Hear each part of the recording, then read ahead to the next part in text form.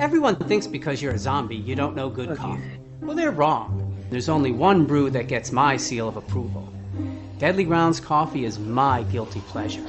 The aroma is so intoxicating. It brings all of my neighbors out of the woodwork. Deadly Grounds coffee. Coffee to die for and zombie approved. It's good to get a little deadly. Use the front door! Oh, they're so disgusting.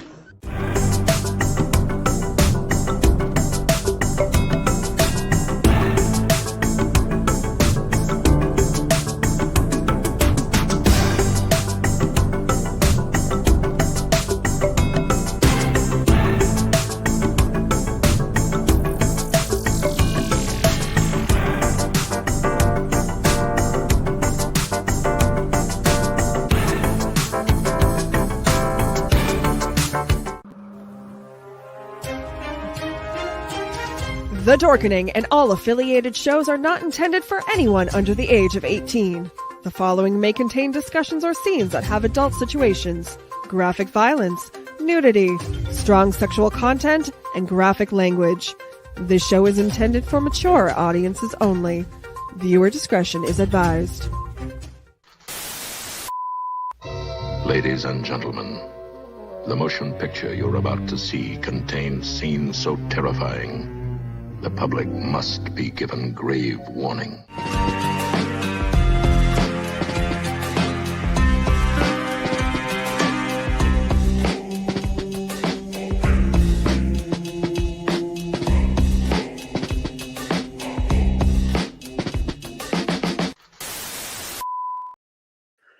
Hello and good evening. Welcome to the Bloody Binge Movie Podcast. I am your host, Sewer Dweller, and we are coming to you live from Dayton, Ohio. This week, I know it's been a few weeks since I've been on. I think the last time I was on was the wrestling podcast right before Halloween. Um, and this is actually the first day in about 2 or 3 weeks that I've had a full voice. So thankfully my voice is back. That's why we were supposed to do Shivers last week, but unfortunately, like I said, I did not have a voice. There was no way I was going to be able to get through about 2 to 3 hours worth of information um and give you the show that you deserved. um so we're going to push that back. We're going to push the episode of Shivers back, the one where we were doing the Cryptids of America as usual, and we were supposed to go to Kentucky. That's going to be pushed back till January because next month for Shivers, I have a very special episode. Our first true crime episode. We are going to do the Dayton Christmas killings next month. So be prepared to tune in for that. But this week on the Bloody Binge, we are going back to 1990, and we are doing a very cult classic comedy movie, um, Madhouse. It stars John Laroquette who plays, of course, Dan Fielding on Night Court. Kirstie Alley, or he played it in the original Night Court, and he plays Dan Fielding again on the new Night Court. He was in Richie Rich. He was the bad guy in Richie Rich. He's been in everything. Um, on top of that, Kirstie Alley is in the movie from Cheers. She's the one who took over for she. Chrissy Alley took over for Shelley Long in Cheers to run the bar and become Sam's love interest, of course. And then, of course, we have and then she went on to do like Look Who's Talking and things like that. And it is directed by Tom Ropolowski. I know I'm butchering this guy's name. Um, Made quite a few classics actually back in the day. Back in the '90s, he's the writer. He wrote Madhouse. He wrote Loverboy. Um, he is also the writer of the original Look Who's Talking and other movies like that. So we'll get into that a little bit later. Um, but right now, like I said, coming up on on the shows the next couple of weeks, we are going to go back and do Hardcore Heels again. We're going to do the first 3 episodes of Monday Night Raw. We are going to be Next week, we're going to do a Thanksgiving horror movie. I haven't decided which one yet, but we are going to do a Thanksgiving horror movie. And then after that, we are going to do 3 to 4 weeks straight of Christmas horror because I love Christmas horror. That's why we're going to do that. Um, but of course, for right now, we are going to jump into our weekly roundup of horror movie news and haunt industry news. And of course, we always start with the haunt industry news. Um, we're going to go back a couple of weeks. There's not many. Needless to say, haunt season is over. There's not many horror haunt industry news stories coming out outside of who won awards and things like that. Last night, OHA, the Ohio Haunters Association, had their award ceremony right here on the Owl Light Network, actually. Um, and I hope if you watched that, you enjoyed it. It's always fun. It's always fun to recognize people who are outstanding in the industry. Um, but we're going for our first story. We're going to Collingswood, New Jersey, for the Collingswood Haunted Hayride. They had to close after 200 plus teens disrupted the event. According to a statement from the Collingswood Police Department, at approximately 8:20 p.m. on Saturday, October 19th, 200 plus juveniles and young adults began fighting each other, running recklessly through the crowd, and cutting in line for the hayride. Officers on duty at the event quickly responded, working to disperse the youths and to ensure the safety of the families attending the event. To ensure the safety of those in attendance, the decision was made to shut down the hayride and safely manage the crowds.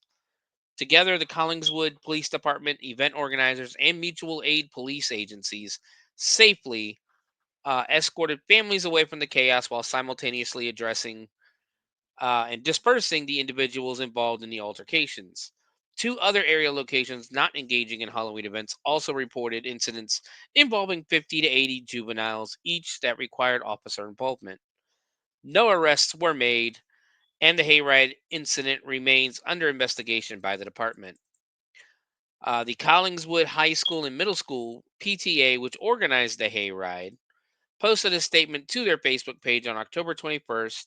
Thank you to everyone for your patience, for all of your help, for creating something special for the children and their families, and supporting the CHS CMS students and staff. Unfortunately, as everyone saw, realized a lot of the evening was beyond what could have been expected. But with the feedback and awareness, we will review and organize to determine a way to move into next year. We appreciate your support, and it, I guess, without it, our event could not happen. Thank you on behalf of the I'm going to assume it's the Collingswood Haunted Hayride Committee. So yeah, as I've said before, there is a reason why. Um, there's a reason why people like these big events like Kings Island, all the Six Flags, Disney. Actually, Disney didn't, but a lot of these big events, banned anybody under the age of 18 from coming without an adult. There is a reason for this because you know, some of these kids are out of control. I've said it before and I'll say it again. Hello, hello. My our first week at our haunt, we had a kid, and I'm telling you, this kid was probably 10, 11, 12 years old, and he caused problems immediately. Like when he walked in, you could tell this kid had an attitude, and it was almost as if his other three friends wanted to have fun, and this kid was just being forced to be there, and he just didn't want to be there. So I've got a bad habit of calling people out on their bullshit, especially in the haunts, where I will, if you're being an asshole, I'm the first. I know this year I was the first scene, so if you're being an asshole, I'm going to tell you you're being a fucking asshole right now. You're not even in here 5 seconds, and I'm calling you an asshole. And you need to get your shit together before you go forward. This kid actually, he ended up swinging, like taking a swing at one of his friends. And I brought him out. I told security that he doesn't need to go through. that he's a problem already. It's the first scene, and he's a problem already. Security told me to let him go through. They tried to I forgot to shut my phone off there.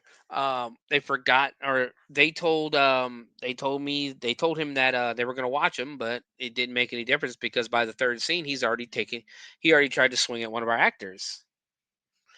It's just these, at some point you got to say, hey, parents, you got to parent. It's time to parent. And if that's the case, I mean, why 200 kids are by themselves in a haunted house? I don't understand that one, but it might not be for me to understand. I know my kids. I prefer to do things with my kids. Rather than have, drop them off somewhere and have them go do what they want. My 18-year-old, he can go do whatever he wants. If he wants to go, he wants to go watch a movie, he can go watch a movie. If he wants to go do this, they like to spend time with their parents, surprisingly. And it doesn't hurt that their parents enjoy spending time with them. We used to do this thing. We can't do it no more right now because of our living situation, but we used to do this thing on Friday and Saturday nights where all four of us, the wife, the youngest, and the oldest, would all hop on the Fortnite and we'd have a family game night. We'd play Fortnite half the night, and the kids loved it. Do things like that with your kids.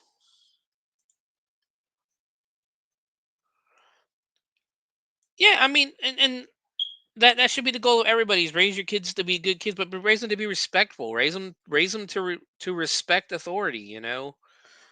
200 kids together shouldn't, we shouldn't have to worry about 200 kids together causing an issue at a haunted hayride, especially one that's meant for kids. From the sound of it, spend time with your kids. That's simple. But we're going to move on from the lecture. Universal Destinations and Experiences will debut Universal Horror Unleashed in Las Vegas in 2025, marking its first year-round horror attraction. Located within Area 15, the experience will feature 4 haunted houses, including Universal Monsters, the Texas Chainsaw Massacre, Scarecrow the Reaping, and Blumhouse's The Exorcist Believer. Surrounding the houses are 4 sinisterly themed and immersive areas featuring unique live entertainment experiences. In select locations, guests can enjoy eerie eateries and bars featuring horror centric food and drink offerings. Plus, guests can expect a continuously updated experience with must see seasonal events and one of a kind merchandise, said Universal in its press release. I've got where did I put it? I know it's up here somewhere. Here it is. I got the website up. I'm just checking it real quick. I'm just gonna see if there's anything on here worth talking about. If they haven't really done much on this except just put it up. So go to universalhorrorunleashed.com and you can see the website. There's really nothing to it. Because it's gonna open next year at some point. So take a look at it. It sounds pretty awesome. Outside of I don't like. I'm tired of Bloomhouse, but that's just me. So yeah, take a look at that and tell me what you think. Um, Moving down to Brazil though, during this past week's D23 Brazil, Disney Parks head John Damaro Diamaro uh, announced new details about the upcoming Villains Land at Walt Disney World. He described the lane's overarching story. In our story, a mysterious spell has been cast, summoning villains from every realm. In this land, heroes don't come to save the day, and there may not be a happily ever after. Hold on, no, there it is, right there. Um, Entertainment Weekly put out an article on this last week. We'll read from that article rather than what I copied and pasted, because it's probably gonna be a little more in depth. Villains Land will follow a mysterious spell that summons villains from every realm to the Magic Kingdom Park. We're all about to be very poor, very, very poor, unfortunate souls upon setting foot in Disney World's new Villains Land themed area, which will feature inspiration from 13 of the studio's classic villains in a twisted storyline uniting the animated baddies in one place. Disney revealed the roster of villains set for the upcoming Magic Kingdom expansion, heading to the Orlando resort with Disney Parks head Josh D'Amaro announcing even more dark details about the planned land last Saturday morning at the D23 Brazil convention.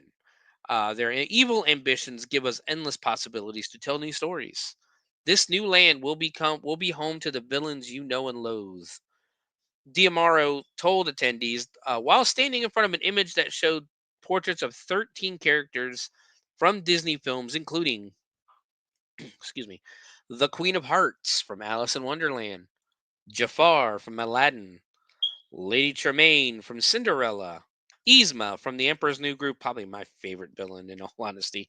I do love Yzma. Cruella de Vil from 101 Dalmatians, Captain Hook from Peter Pan, Gaston from Beauty and the Beast, Mother Gothel from Tangled, Ursula from The Little Mermaid, Hades from Hercules. Oh, good lord. Chernabog from Fantasia. I didn't know Fantasia had a villain. And both versions of the Evil Queen, the Snow White and the Seven Dwarfs, and Maleficent from Sleeping Beauty. So it sounds like a great park. Sounds like it's going to be fun. Diamaro also revealed chilling new details about the land story, including that the narrative focus for the guest experience will follow a magic power that conjures all of the Disney villains to converge in one place. In our story, a mysterious spell has been cast, summoning villains from every realm. In this land, heroes don't come to save the day, and there may not be a happily ever after. So that sounds fun. I mean, that's something to look forward to. I think at least I'm big. I like Disney though. Definitely a Disney villains fan as well. Sorry. My voice is it's trying to get there. It's better. It's a lot better than it has been. This is probably the strongest my voice has been in a couple of weeks, but unfortunately I do still need to take a sip of drink every once in a while. Let's see. Um, Here we go. Sorry, trying to find my next story. Let's see, top 31 haunted attractions put out by Coaster Nation. They have ranked their top 31, what they think are the top 31 best haunted attractions in the country. We're going to start with number one, Hell's Gate Haunted House in Lockport, Illinois. Number two, Woods of Terror in Greensboro, North Carolina. Number three, Everhaunt Haunted House in Angola, New York. Factory of Terror, Canton, Ohio. Fun fact about the Factory of Terror: they're actually registered as I think they are the Guinness World Record holder for longest haunt in the nation or in the world, rather. Dark Hour from Plano, Texas. 13th Gate from Baton Rouge, Louisiana. The Darkness from St. Louis, Missouri. Penhurst Asylum in Spring City, Pennsylvania. Niles Scream Park in Niles, Michigan. Netherworld, Stone Mountain, Georgia. Netherworld, again, if you're in the haunt industry, Netherworld is like the place. It is the place you want to work, and in the industry, it's seen as one of the top haunts in the country. Nashville Nightmare from Nashville, Tennessee.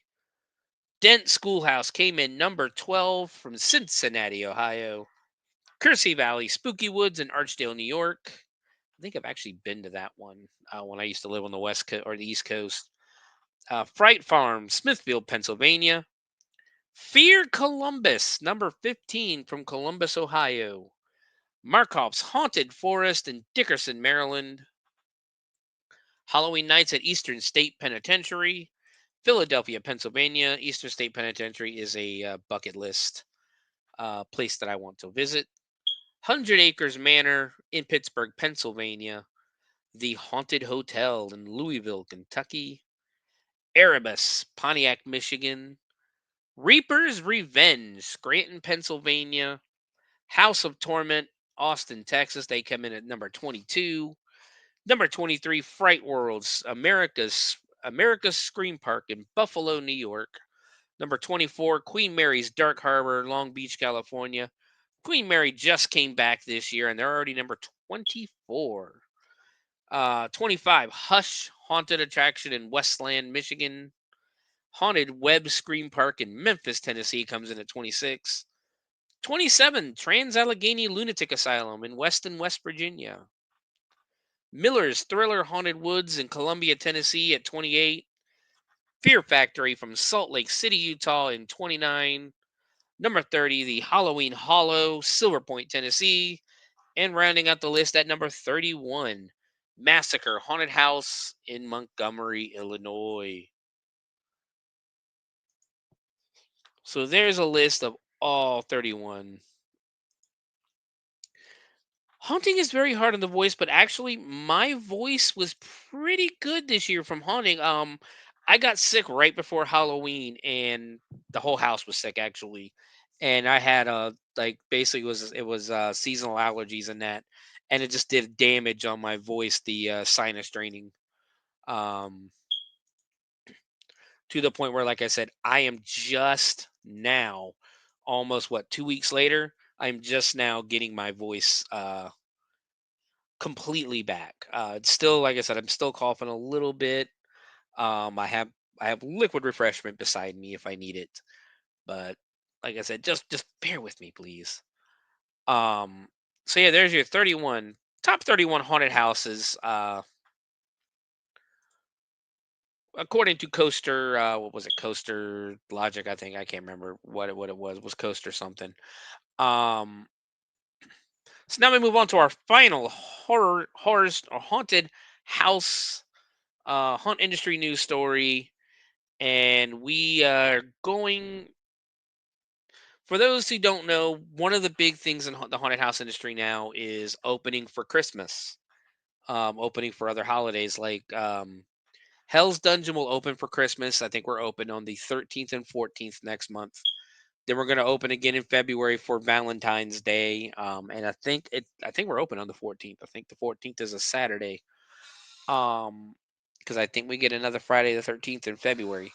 But we are going to be open on Valentine's Day, I believe. And what Hell's Dungeon does is we do a package where you can do a murder mystery dinner and go through the haunt.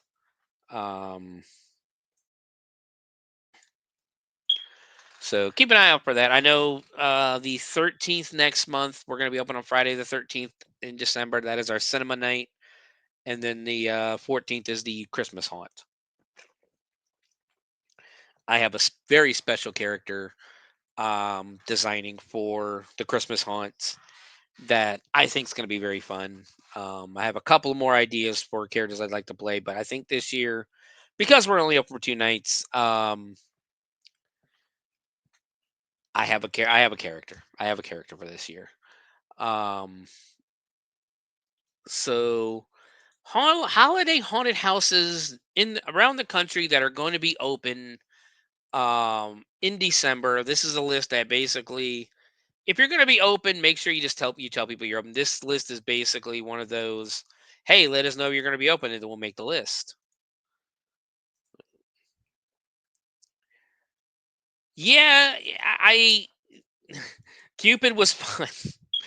I did not wear that outfit. I wore the leotard, the pink leotard for the actual haunt, but I had to put a toga around me because I tried to find some like underwear, like Valentine's style boxer shorts, because that leotard kind of showed everything. And yeah, we had kids coming through in that, so I wanted to put something covering up my crotch area, if you will, and couldn't find anything. So we had to make. I made. We made myself a toga to wear. Still had the wig, still had the weird ass makeup and the leotard or the onesie, if you will. But yeah, we did have to change it up a little bit. Um, the character this year, I don't know what I'm doing for Valentine's yet. I don't know if I'm doing Cupid again this year or not. But the character for Christmas, I've already talked with Raz about it, and he's on board. I'm just trying to figure out the makeup. Um, but here are the, I think there's 85. I think is what they said.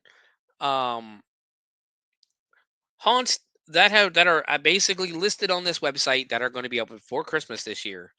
Uh, Atrox Factory in Leeds, Alabama.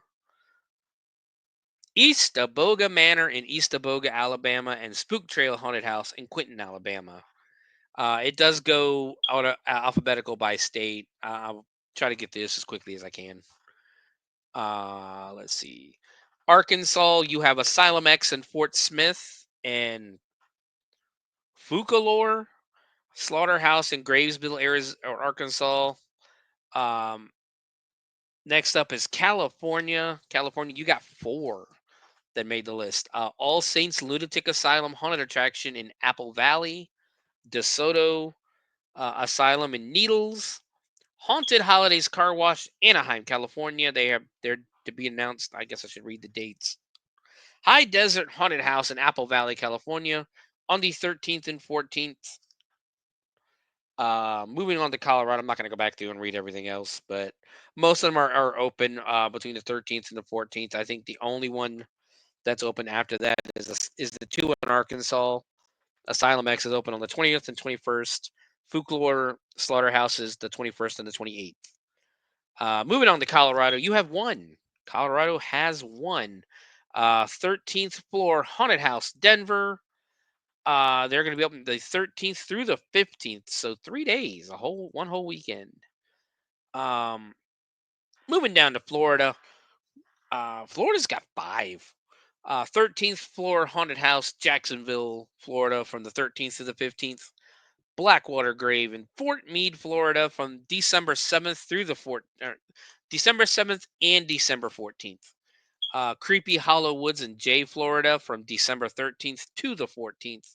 Sir Henry's Haunted Trail in Plant City, Florida, December 6th, December 7th, and then the 13th through the 15th.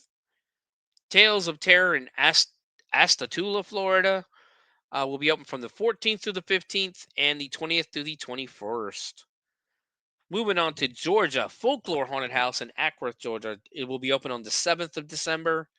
Paranoia Haunted House in Canton, Georgia, will be open on the 14th. Screams Haunted Experience in Hoboken, Georgia, December 13th. Uh, and then Wicked South Productions in Pembroke, Georgia, will be the 13th or the 14th. I think the easiest way to do this is unless I say a different date, they're open the 13th and the 14th. Because I think a majority of these will be open on the 13th. It might actually just be easier just to read off what's there, and you can, if you can look up the dates from your favorite haunted houses if you hear them open for Christmas. Moving on to Illinois, you have 13th floor haunted house in Chicago, Area 66 haunted school in Livingston, Illinois, Dungeon of Doom haunted house in Zion, Illinois, Factory of Fear in Moline, Insanity Haunted House in Peru, Illinois, and Massacre Haunted House in Montgomery, Illinois. Moving on down the line to Indiana. House of Anguish at the Culbertson Mansion in New Albany, Indiana. Malice Manor in Clarksville, and Nightmare on Edgewood in Indianapolis. I need to get out the Nightmare on Edgewood because they've gotten so many rave reviews. Iowa. We're gonna go to Hillside of Hell in Glenwood, Iowa, and Slaughterhouse Haunted Attraction in Des Moines. Kentucky, the only one listed in Kentucky is the Haunted Hotel in Louisville. Louisiana, we have Necromanor Haunted House in Bossier City, I'm assuming, and New Orleans Nightmare in, you guessed it, New Orleans, Louisiana. Maine, you have one. You have Maniac Manor in Bangor.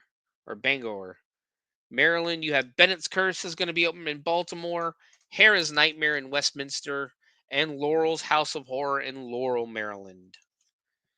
Moving on down to Michigan, or moving on up to Michigan. Michigan's got quite a few. Azra, Chamber of Horrors Haunted House in Madison Heights. Deranged Haunted House in Romulus. Factory of the Dead in Saginaw. Hinterland Haunted Attraction in Ashley, Michigan. Rotten Manor in Holly, Michigan. And finally, the Scream Machine in Taylor, Michigan. So Michigan, you got a bunch of haunts to check out for Christmas. Factory of the Dead is going to be open from the 20th to the 21st and the 27th through the 28th. Actually, Hinterland Haunted Attraction, they're going to be open in November. November 23rd and 24th, the 29th and 30th. They actually got a lot of dates. December 1st, December 6th, 7th, and 8th, the 13th through the 15th, and the 20th through the 26th. So they're going to be open like every weekend from the 23rd of November all the way through the 22nd of December. Moving on to Missouri, the Darkness in St. Louis will be open on the 14th. Terror on Route 66 in Sullivan. Moving down to Mississippi, we have Terror on the Coast in Gulfport, Mississippi. New Hampshire, we have Bright Kingdom in Nashua, New Hampshire. They're the only ones that you're going to have or that are on this list. New Jersey, 13th Hour Haunted House in Wharton and Brighton Asylum in Passaic. Going right next door to New Jersey, we have New York. They've got 5. 7 Gates Scream Park in Niagara Falls. Bayville Scream Park in Bayville, New York. Chambers of Hell in good lord. Hauppauge, Hauppauge. I cannot say that name. I might summon the devil if I say that name.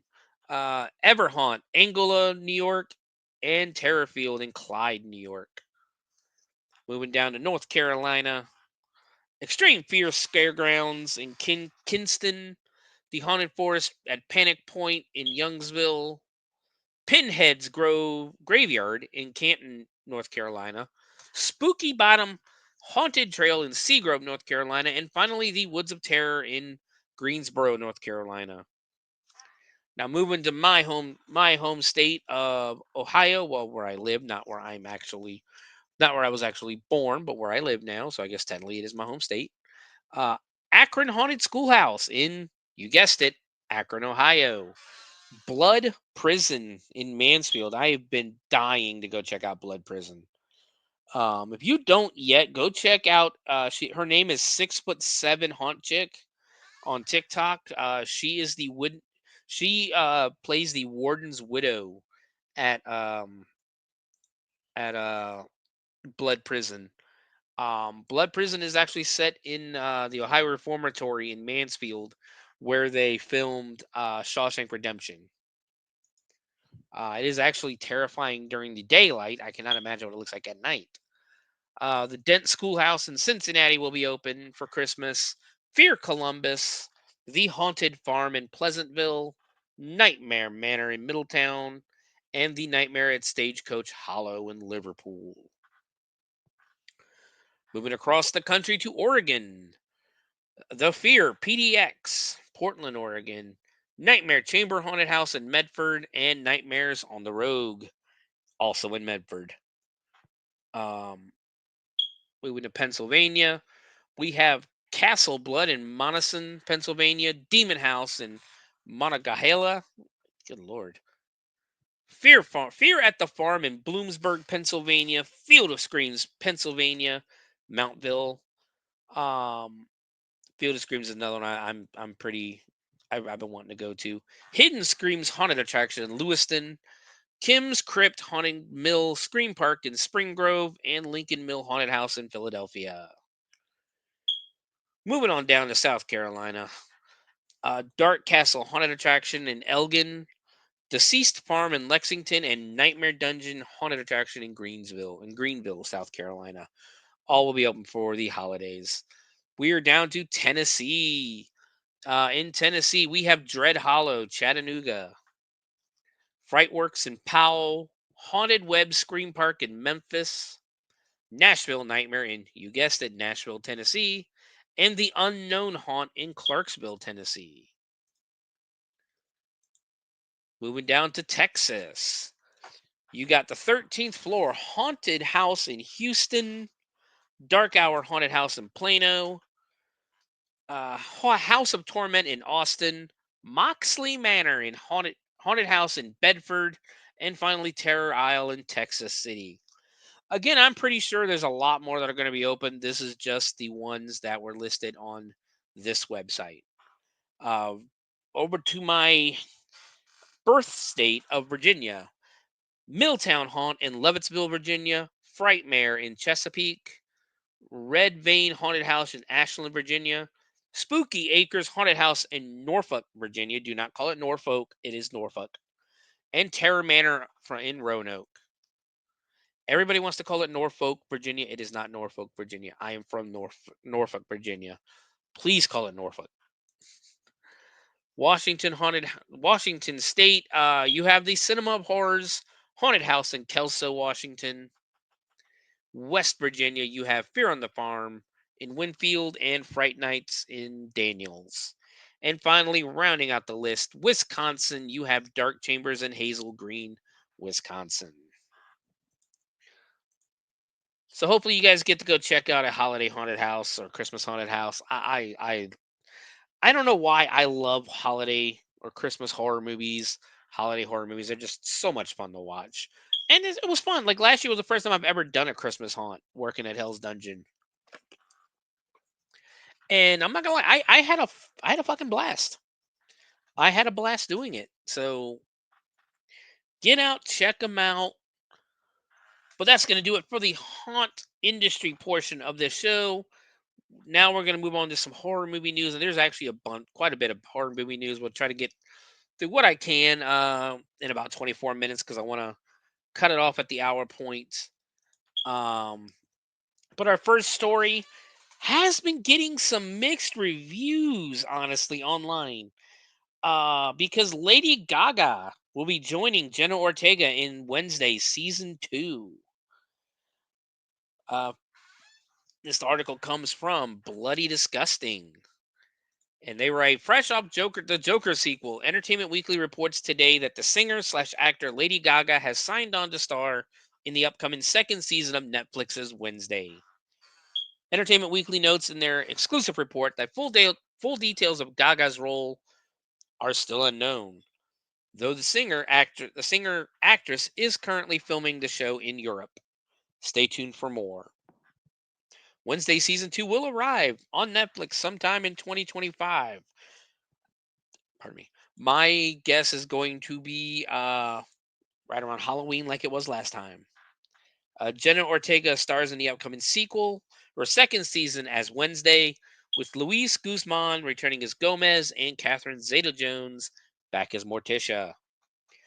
The Wednesday season 2 cast also includes Joy Sunday as Bianca, Joanna Lumley as Grandmama, Emma Myers as Enid, Steve Buscemi as Barry Dort, Billy Piper as Capri, Thandie, I can't know if it's Thandie Newton or Thandoe Newton as Dr. Fairborn, along with Hunter Duan, Victor Dorobantu. I'm going to summon the devil with these names.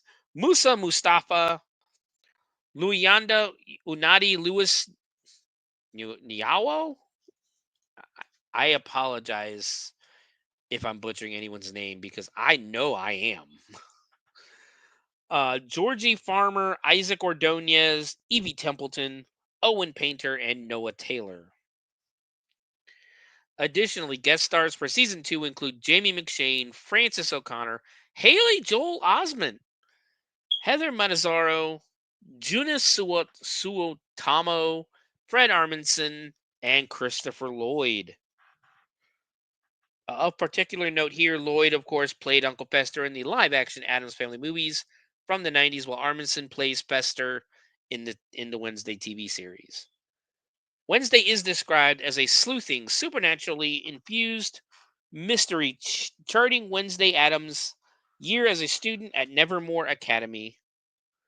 The series follows Wednesday's attempts to master her emerging psychic ability, thwart a monstrous killing spree that has terrorized the local town, and solve the supernatural mystery that embroiled her parents 25 years ago. all while navigating her new and very tangled relationships. So yeah, I don't know. I love the first season. I loved the first season of Wednesday. I thought it was great. I know there's a lot of people online that are not very happy with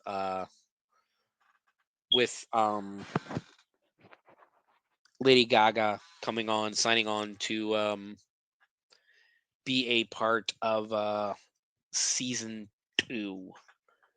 Um, so we'll see how that works out, but I know a lot of people are not very happy about it. Um, Actually, we're gonna move on to our next story. This is a story that I probably should have started with. If as a horror fan, if you have lived under a rock, guys, give me just 1 second.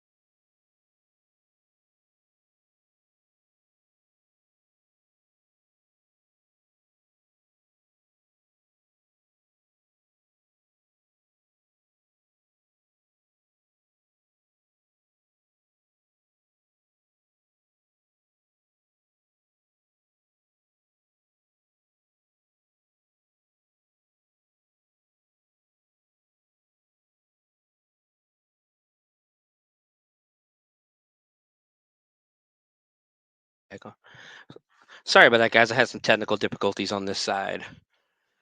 But yeah, this is a story that we should have started with. But I know a lot of people already know about this. But if you haven't lived, if you're living under a rock in the horror community, we lost a big part of it this week. Tony Todd passed away at the age of 69 years old. He, of course, is most well known for playing Candyman, the principal in Final Destination, and a bunch of other roles going through. I think one of my favorite roles of his was when he played Ben in the remake of Night of the Living Dead, which I much as I love the original Night of the Living Dead, I think the remake is so much better.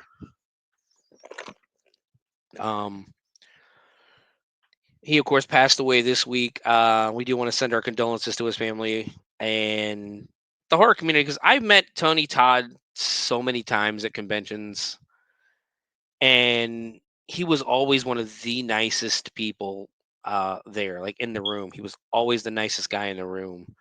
Um, Also the largest, almost always the largest guy in the room. He was big. Um, and I hope everybody got to meet him at conventions and that because, like I said, he was so nice. Like I one of the things I regret is I've only ever got to meet Sid Haig. Before he passed away, I got to meet him one time at a convention, and that was way back in like 2006.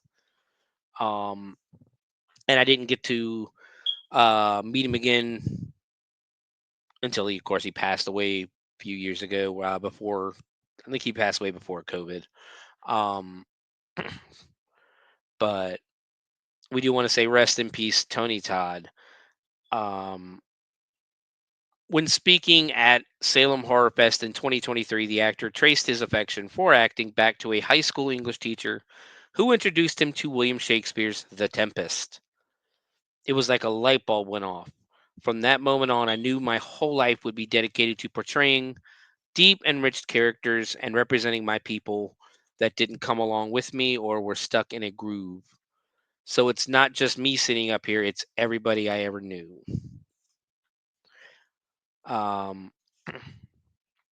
Of course, some of the other notable genre credits he has was Wishmaster, The Crow. He of course was in the first two movies of the Hatchet series. Um, Hellfest, Dead of Summer, and MTV VH1's Scream, which I never did get around to watching. He also did numerous voice acting roles, including Darkseid in the DC animated movie universe and Venom in Insomniac's games Marvel's Spider-Man 2. Um, But yeah, but yeah, rest in peace, Tony Todd. You will be missed. Uh, but like I said, that's something I think everybody who's if you're listening to a horror movie podcast, you're a big enough horror movie fan to have already noticed this. So let's move on. This is going to be an interesting one. I didn't read this whole article yet, but the title got me. Silent Night, Deadly Night. We're reimagining the Christmas slasher classic. 40 years after parents picketed outside of theaters following the release of the initial Santa slasher movie in the franchise, we're excited to announce today that Cineverse has acquired the global rights to a new Silent Night, Deadly Night film. Deadline broke the news today. Um, Fresh off the release of Terrifier 3, Bloody Disgusting will be producing the upcoming reboot of the franchise that will be written and directed by Mike P. Nelson, Wrong Turn and VHS 85, and produced by Scott Schneed and Dennis Whitehead, executive producers of the original 1984 TriStar film alongside Jamie R. Thompson. Brandon Hill and Brad Miska from Terrifier 3 will oversee for Cineverse and will executive produce alongside Eric Opeka and Yolanda Messias, I think. In the original horror classic, little Billy witnessing his parents getting killed by Santa after being warned by his senile grandfather that Santa punishes those who are naughty. Now Billy is 18 and out of the orphanage and has just become Santa himself. When it was released in 1984, the first Silent Night, Deadly Night quickly became the most controversial film of the year. In a series of letters, parents demanded the film be pulled from theaters. TriStar, the film's original distributor, responded to all the outrage by doing just that, an act that would ensure Silent Night, Deadly Night's place in the halls of horror film infamy. So apparently, TriStar did pull the movie from theaters. In an instant, Silent Night, Deadly Night transformed from just another slasher film to a veritable cult classic. The very people who sought to banish it from existence, serving to make it one of the most must-see horror films of the entire decade. It's almost like that thing they tell you when you have kids is we don't want them to date somebody, pretend you like that person, because if you don't like them, it's going to push them closer together. Um, The new Silent Night, Deadly Night goes into production soon. It is currently slated for a late 2025 theatrical release. I have always been a huge fan of Silent Night, Deadly Night, and can't wait to bring Mike's vision to to fans of iconic slashers," said Cineverse executive producer of Acquisitions, Brandon Hill. As we have seen this year, there continues to be incredible demand for independent horror films. You think they're the best, and we believe this can deliver strong audiences from theatrical to home entertainment and streaming.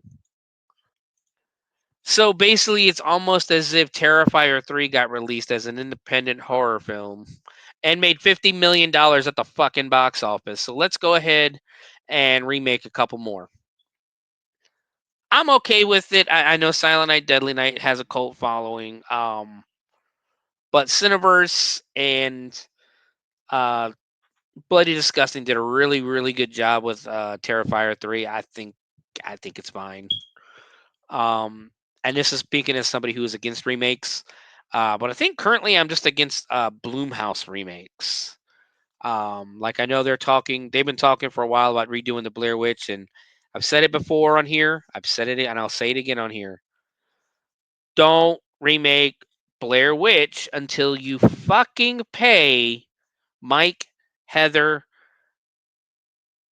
Oh, good Lord, I forgot his name. Josh. Mike, Heather, and Josh for the original film.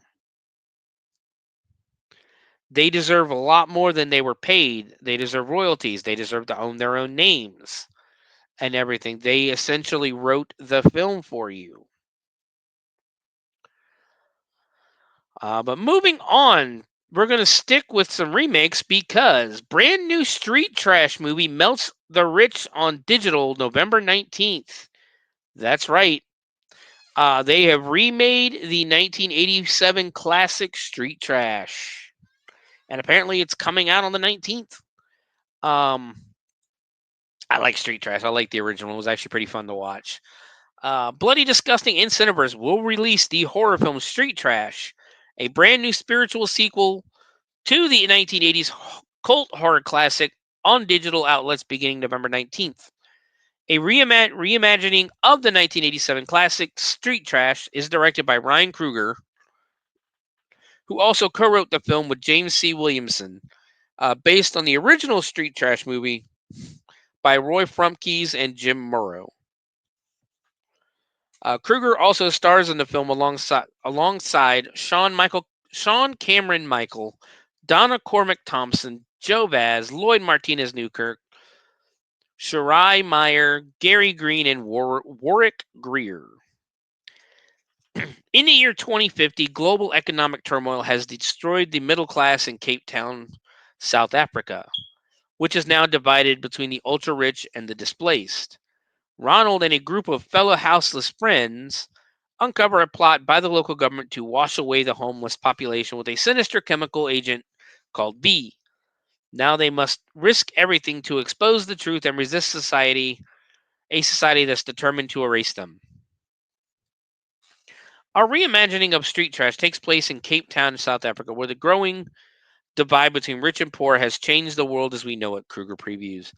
I was a huge fan of the original Street Trash when I was a kid, and I couldn't be more thrilled to introduce a whole new generation to the melted gonzo goodness that made the original such a classic. So yeah, if you're not a fan of gory, I wouldn't watch this movie. The original Street Crash was very, very gory. Um, let's see, shot entirely on 35 millimeter film. 35 millimeter. The film is produced by Justin Martell and Matt Manjaritis of U.S. based studio Not the Funeral Home.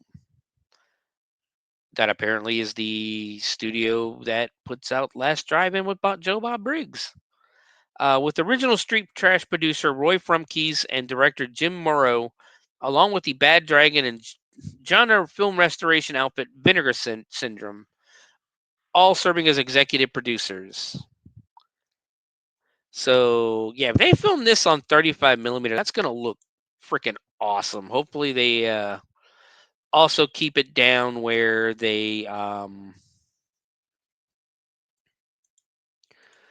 it's practical effects versus CGI, because I'm sick of CGI. And then this new AI. I think I've seen online today.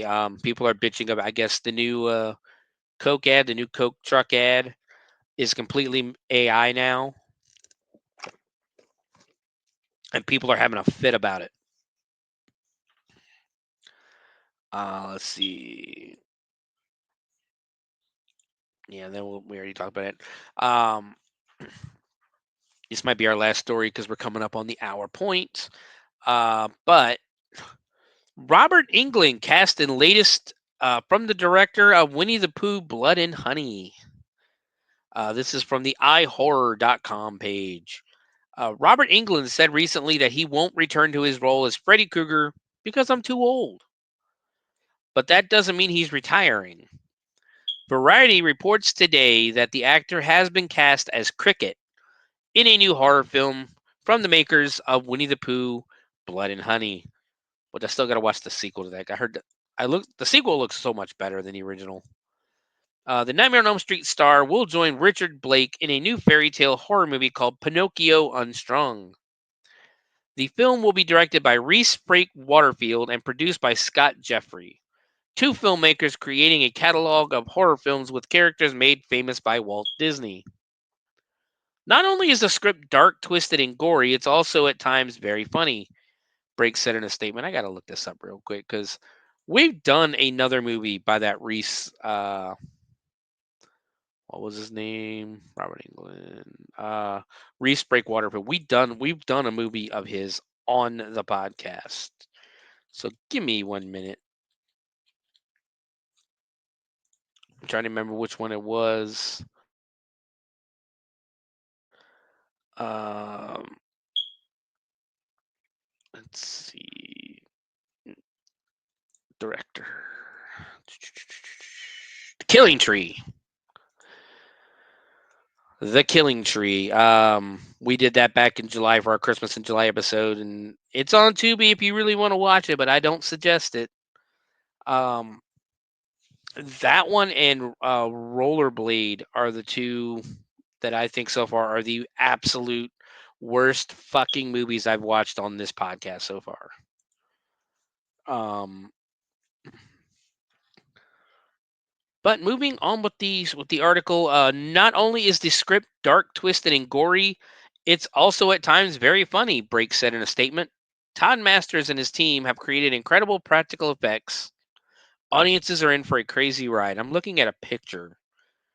I don't know if this is the concept of Pinocchio or the actual puppet they're using. This is pretty fucking creepy. And I'm gonna see if I can. What is a JPEG? So I can probably check this out, guys. Hold on, I want you guys to see this. Where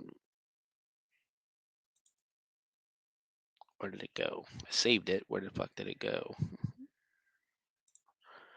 1 second, guys. I know I saved it. Let me try this again. Because this is creepy. This thing is.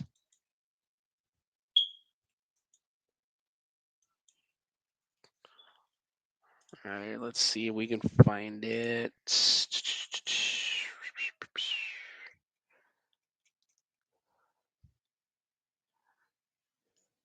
There it is. I want you guys to see. This is the picture of the puppet. Like that's the I don't know if that's concept or what, but that's fucking terrifying. Where's the article? Masters says that he loved the original story from the 1880s and is expected to join this production. This version is still a little puppet's pursuit to becoming a boy, but the way he becomes one is extremely gnarly and frankly very fun. This film will add another chapter to Frank Waterfield's ever-building madcap universe of childhood characters available to the public domain. Other than his Winnie the Pooh movies, he has also made films based on Bambi and Peter Pan. So yeah, Robert Englund is going to basically play Jiminy Cricket in that new movie. Anybody's watching, what do you think of this puppet? That thing just looks terrifying to me. Um, just yeah, kind of makes me want to watch this movie, even though Killer Tree was pretty bad in the original. The original Winnie the Pooh, Blood and Guts wasn't very good either. Uh, Chaos Gamer Alec, yes, very, very, very creepy. Um, but guys, we're coming up on the 1 hour mark. We're gonna go ahead and call the news there. We'll start doing a little more horror movie news in the coming weeks because again, the with the haunt season winding down, the only thing left until next year right now is the Christmas haunts and the Valentine's haunts. So we'll focus a little more on our horror movie news in the upcoming weeks. Because again, I'm going to start now that haunt season's over. I should be able to make this a little more regularly. Fridays at 4 p.m. I was a little late today because yeah, I was still watching the movie. I'm not gonna lie, I was still watching the movie. Um, so like I said, we'll try to make this a little more regular from here on out to where it's going to be every day at 4, every Friday at 4. We still got another new episode of Hardcore Heels coming in the next within the next week or two. For the first 3 episodes of Monday Night Raw. It's okay. Hello again, Friday. We like I said, we got the first 3 episodes of Raw coming up on Hardcore Heels. As I said at the beginning of the show, I did have to push back the Kentucky cryptids till January. Again, I did not have a voice last week, so there was no way I was going to be able to come on here and podcast for 3 hours, 2 to 3 hours, with no voice. Um, but we're going to push that one back to January, as in December we're going to have a very special episode of Shivers.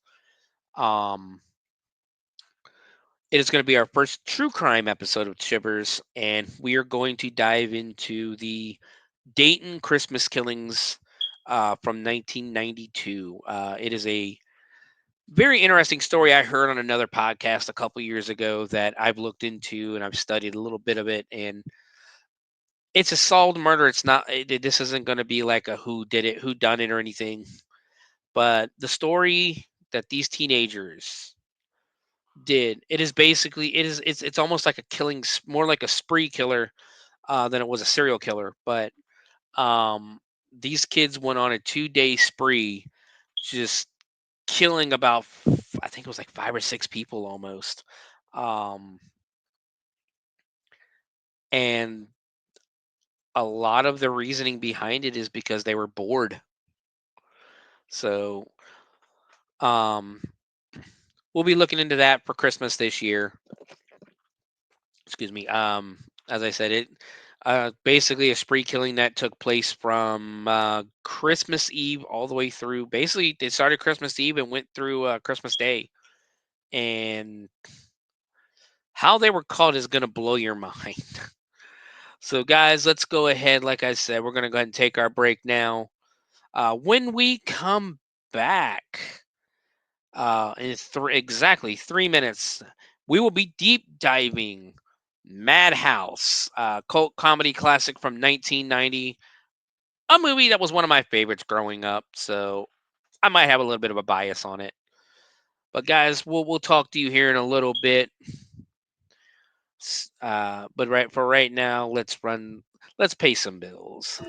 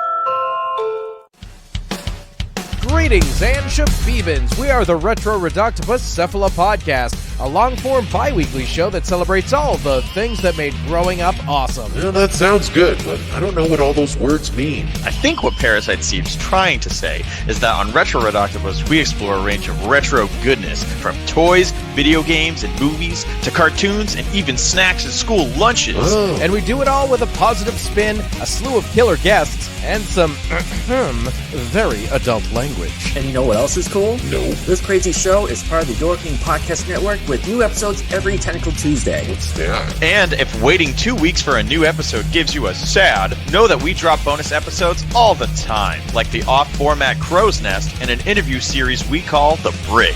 You can listen to Retro Reductopus on Apple Podcasts, Spotify, Stitcher, or any app that's cool enough to carry the only show that celebrates all the things that make growing up awesome.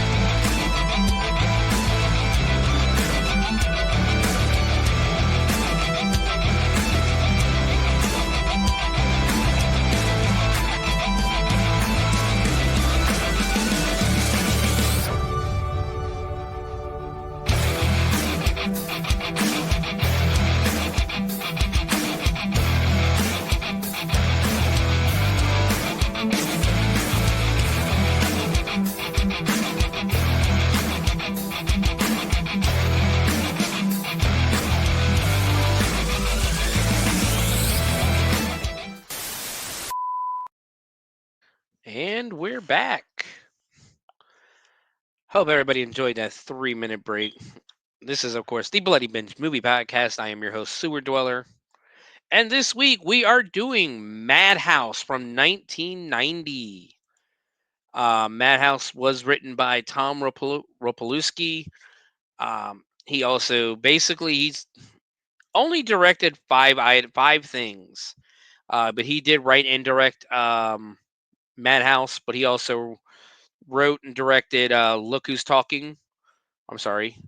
He wrote Look Who's Talking Now. He wrote and directed Look Who's Talking Now. My fault. The one with the dogs. Um, but he also wrote an episode of Scarecrow, Mrs. King. He wrote the movie Blind Date with Bruce Willis, the movie that gave Bruce Willis his start. A couple episodes of Simon and Simon. The movie Loverboy, which is another cult classic that I don't know how many people remember Loverboy, but I remember watching it because my mom used to love those kind of movies. Uh, and then kind of fell off for a while there. Nothing really major. The last thing he wrote was in 2016. It was called something called 7D, one episode. Um, Seems to still be alive, so I don't know what happened to him. Let me get to the movie itself on IMDb. The movie stars John Larroquette, most popular, of course, for playing Dan Fielding from Night Court in the original and the new ones.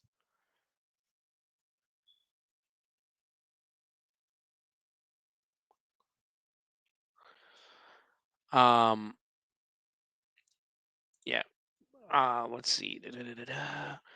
Like I said, in the new episodes of Night Court, the new series where God, what's her name? I can't remember her name. The girl who plays Bernadette from Big Bang Theory was Harry Stone's daughter. Of course, well known for being the narrator for the original Texas Chainsaw Massacre. I believe he was the original for the original. Let me get down here. Yep, the original narrator for the honestly for every Texas Chainsaw Massacre from the looks of it, even the remakes. Um, like I said, of course, the most famous thing he's known for is as Dan Fielding in Night Court. Was on an episode of Mork and Mindy. Um, the movie Summer Rental, Meatballs 3. Second Sight is another movie. If I can find Second Sight, guys, we're gonna do Second Sight on here. That is a fantastic movie where John Larroquette plays a private investigator, and he's working with what was it, Melky, I think, from Perfect Strangers. Yeah, Bronson Pinchot. Um, yeah, it was him and Bronson Pinchot were in it. And Bronson Pinchot, let me get down here to. I didn't realize Bronson Pinchot's been in a lot. Um, I could be wrong. He might not have been in Perfect Strangers.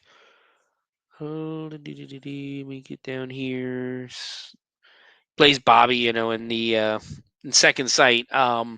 He plays a Bronson Pinchot plays a psychic who helps John Larroquette's character solve mysteries.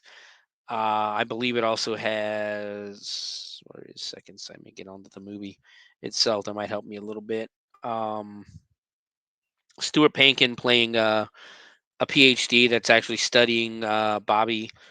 Um, and just it's a great movie. I haven't seen that movie in years, so if I find that, we're going to be doing that on the podcast, just because I like Second Sight. But he's been in a lot. Like I said, John Larroquette's been in a lot. Blind Date. He's one of them guys that if you seen him, you knew who he was. But yes. Moving on, also stars. John Larroquette plays Mark Bannister. Um, Kirstie Alley plays Jesse Bannister, and if you don't know who Kirstie Alley was, and I'm talking like late '80s, early '90s, Kirstie Alley, she was gorgeous. And until watching this movie again, I forgot just how gorgeous she was. Um, Kirstie Alley, of course, came on everybody's radar when she took over in Cheers. She was in Cheers.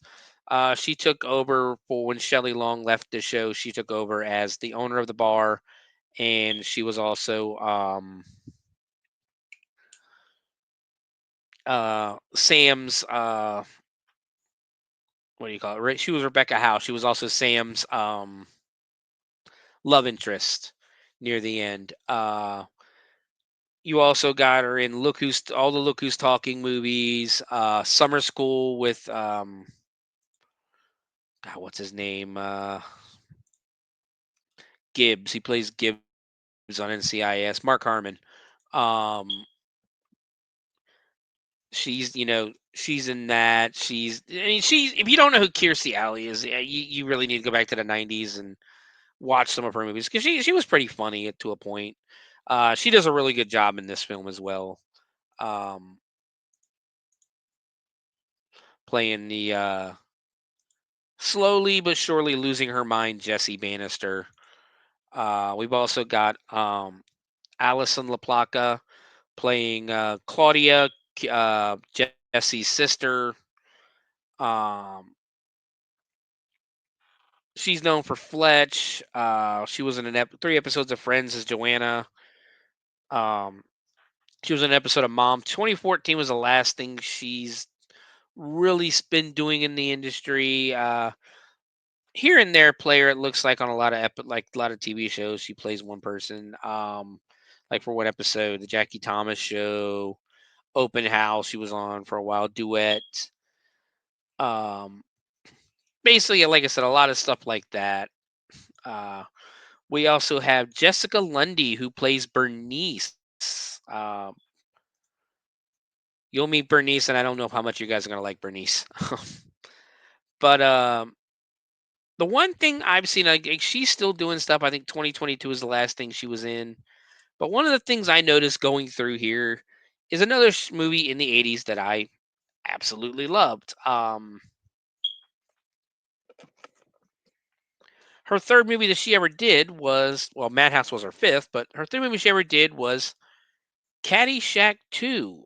She plays Kate Hartunian, Jackie Mason's daughter in the movie. So keep that in mind. She's, like I said, 2 episodes Northern Exposure, 6 episodes in the Carol Burnett Show, and just a bunch of on and off stuff here and there. Like I said, I don't see anything major under here, but she's that. John Deal plays Fred. I think John Deal was actually one of the bigger names, if I remember right. He's in The Clients. He's in this a modern TV show called Dark Winds as BJ Vines.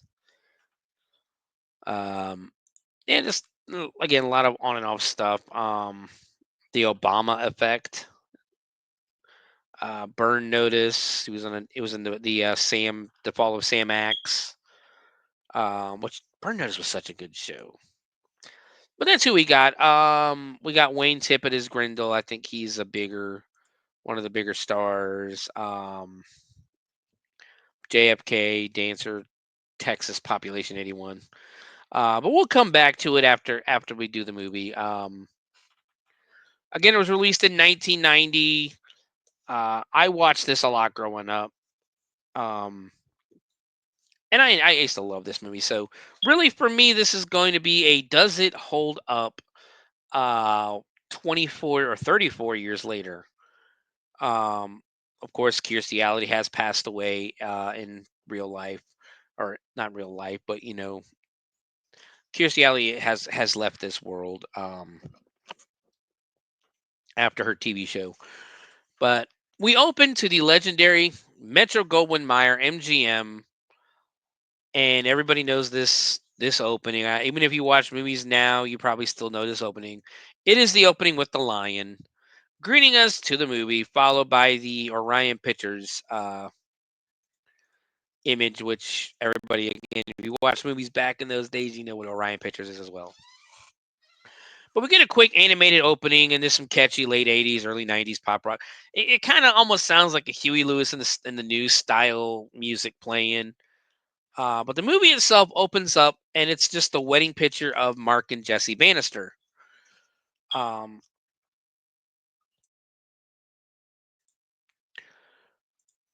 we pan to the left as Jesse is basically leaving the bathroom, and anybody who lived in the 80s and 90s knows this next sentence that came out of his mouth. Mark reminds her to jiggle the handle. She goes back, she jiggles the handle, and she asks why they don't get that fixed. And he tells her that they have $8 left to their name after the down payment on the house. Okay.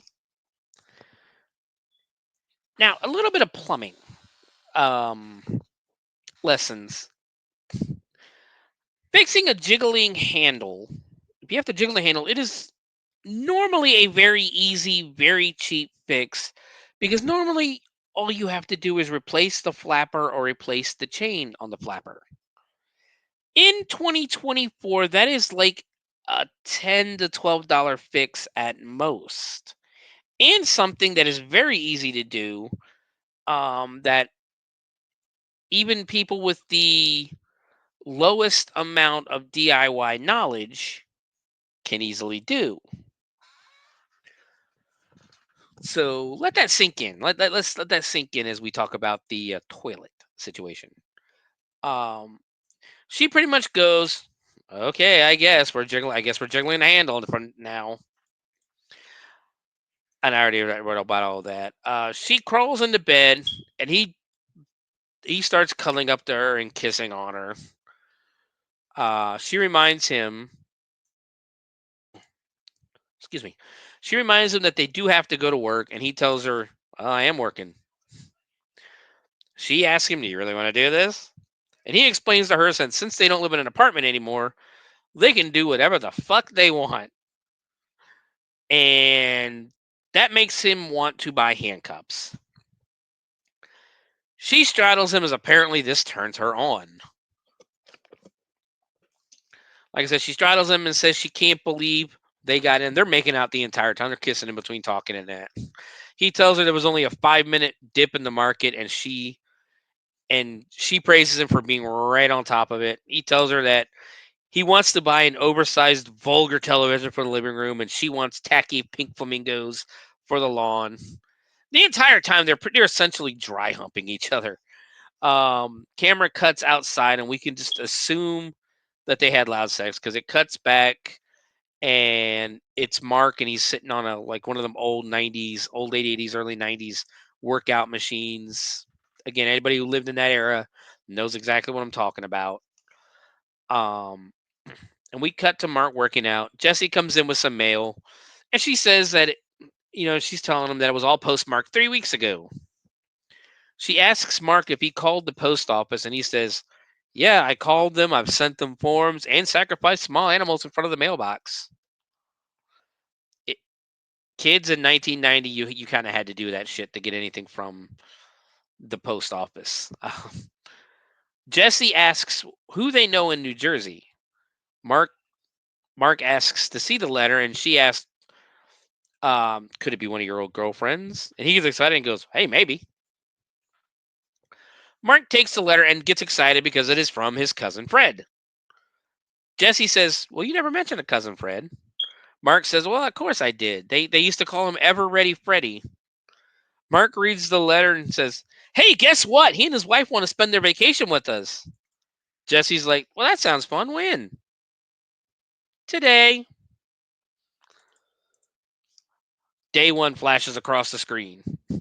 So basically, because the mail wasn't delivered for 3 weeks, I guess the letter was delivered 3 weeks ago, and his cousin and his wife are coming to stay with him. So day one flashes across the screen as the garage door opens to their vehicles, and they both have BMWs. And just to show how yuppie and douchey they are, his license plate says mine, and her license plate says hers. Jesse asks if Fred and his wife wouldn't be more comfortable staying in a hotel, and Mark says, "It's just house guests. It'll be fun." And she does not look too convinced. So we cut to the office, and Mark is talking with his buddy Wes. Actually, I probably should have brought this up. He is played by famous 1990s, I guess 80s and 90s stand-up comedian Dennis Miller. Again, for those who weren't back in that generation, Dennis Miller was kind of what we would call Bill Maher today. A very kind of like politically influential comedian from back in the 90s. But Mark says, "Come on, it's only for 5 days." And Wes tells him, "Well, Chernobyl only happens in 5 minutes and it didn't come into LAX at rush hour." And my only response to that was, "You have a point." 1 point to Wes. Wes asks the secretary if the Grendel meeting has started yet, and Mark tells him he'll give it 3 minutes. Wes is like, what do you mean 3 minutes? Martinson's gonna woof it, he says. Mark says right now he's asking everyone to turn to page 6 in their prospectus. He says, "You changed my mind." Mark says, "You changed my mind." 1 minute. Wes asks what's wrong with page 6, and Mark tells him he's suggesting a major investment into Slaughter security. Wes is basically like, okay, and so Grendel caught his second wife in the merger mode with a Slaughter junior executive. The second he says that, the door bursts open as Grendel is storming away from Martinson as he begs him to let him work something out. Grendel tells him to have his car pulled around, to be brought around, and tells Martinson that he wants 12% growth with a company that doesn't sleep with his wife. Before the elevator door closes, Mark stops it, looks at him, and tells Grendel that he can get him that. Grendel asks, "Who the hell are you?" And Mark introduces himself and tells Martinson that, and Martinson says he's one of their brightest stockbrokers. Mark tells Grendel that Martinson was somewhat adventurous, but he can guarantee him that Mark can build Grendel a portfolio that's not only conservative but aggressive. Mark tells him he'll be earning 14% in 3 months. Grendel is a little shocked and impressed at 14% and agrees to give the company one last chance as he puts a lit cigar in his mouth inside of an elevator. Now, kids, back in the 80s and 90s, you could smoke indoors. Restaurants used to have smoking sections where if you wanted to smoke a cigarette while you were eating, that's where you went and sat. So needless to say, every time I went out to dinner or went out for food, as a kid, we always sat in the smoking section because my mother smoked, my grandmother smoked, my grandfather smoked, my father smoked for a little bit, um, and so on and so forth. So after the elevator doors close, Martinson looks at Mark and tells him that he wants proposals for his new portfolio on his desk by closing, and Mark just hands him a folder that was already prepared. Mark smiles, and Wes tells him he can't believe he wants to get in bed with Bob Grindle. Mark says he's not like Martinson, and Wes lists some other names that apparently that Grindle's had a problem with. Mark tells him he has it under control. We cut to the grocery store where a woman with who has 3 kids in her cart. One kid grabs a box of Raisin Bran and throws it on the ground. She grabs him and asks him if he wants a timeout. Again, I was a child of the 80s and 90s, and I never got a timeout growing up. As the joke goes, the closest thing to a timeout I ever got was when my mother or my grandfather took time out of their busy day to whip my ass. So we suddenly hear Jesse's voice ask the woman, "What's your secret summer fantasy?" Yes, you could get beer at Pizza Hut. This is one of them movies that's going to be like a real throwback, to the 90s and 80s or a real, like, what do you call it? Nostalgia, because again, a lot of us grew up in the 80s and 90s, and it was a completely different time. I'm telling you now, it was completely different. Um, My voice is starting to go a little bit. The mother says, or Jesse asks the woman, "What's your secret summer fantasy?" The woman looks at the camera and goes, "Chloroform." So you want to knock out your kids? Got it. It cuts outside in front of a fountain where a younger woman, where she asks the woman the same thing as she wants to date Tom Cruise. We cut to a guy in a fast food joint, and he also says he wants a date with Tom Cruise. Then it cuts to a kid outside, and he says, "These space people come down in this big spaceship and eat my mom and dad." Dark. And it turns out that Jessie is a reporter / question girl on a local news station. After the segment airs, she is walking around the station when she is called in by the director. His name is Russell.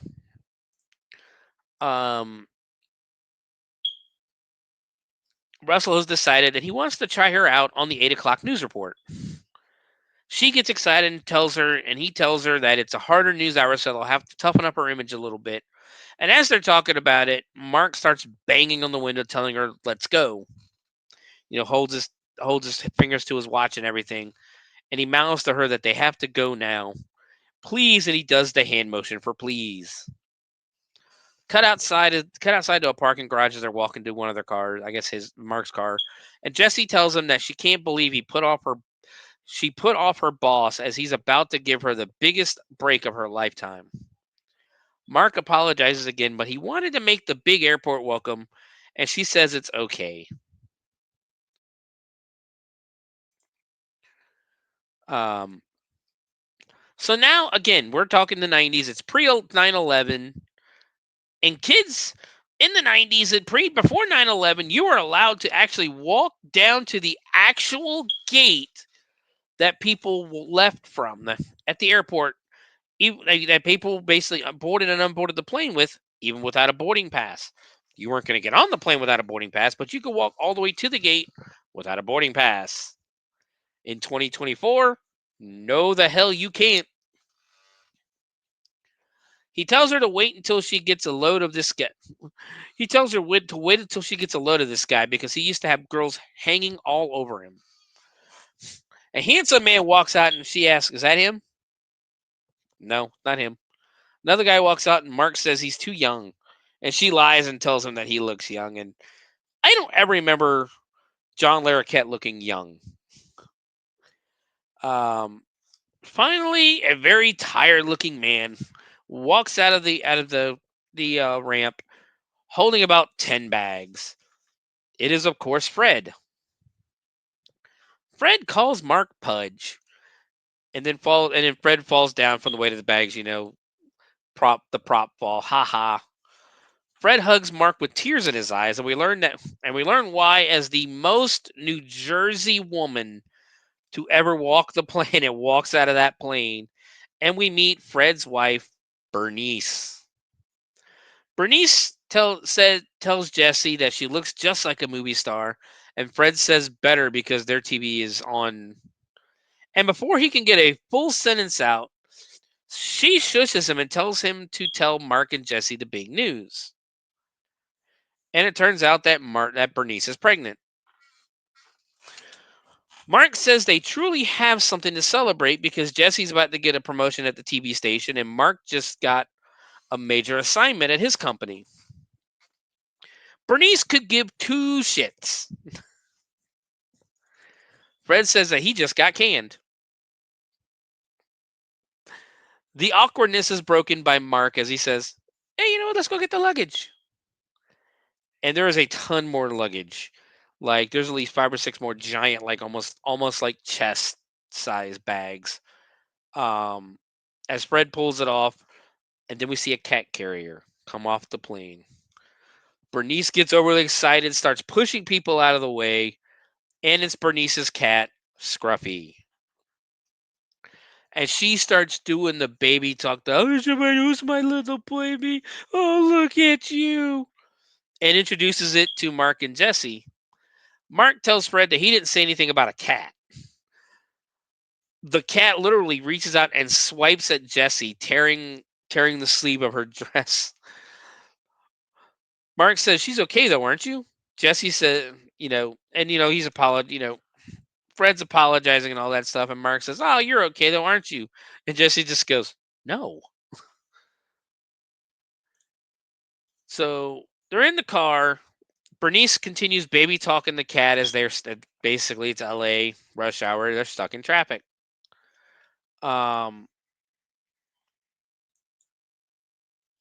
Mark asks Fred what he was doing before he was fired, and Fred tells him he was working in a sewage plant. He says the best part about it is that he got to keep any goodies that came down the pipe. He says one time he found a genuine snakeskin wallet with $80 in it. He had to clean it up a little bit though.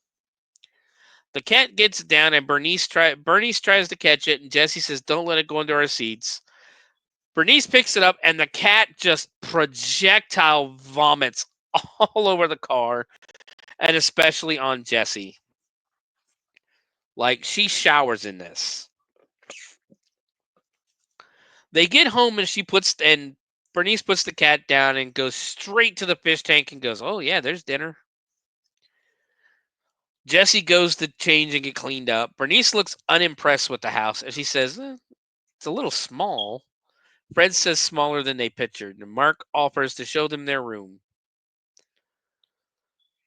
And apparently their room, they're on an air mattress or a futon mattress on the floor.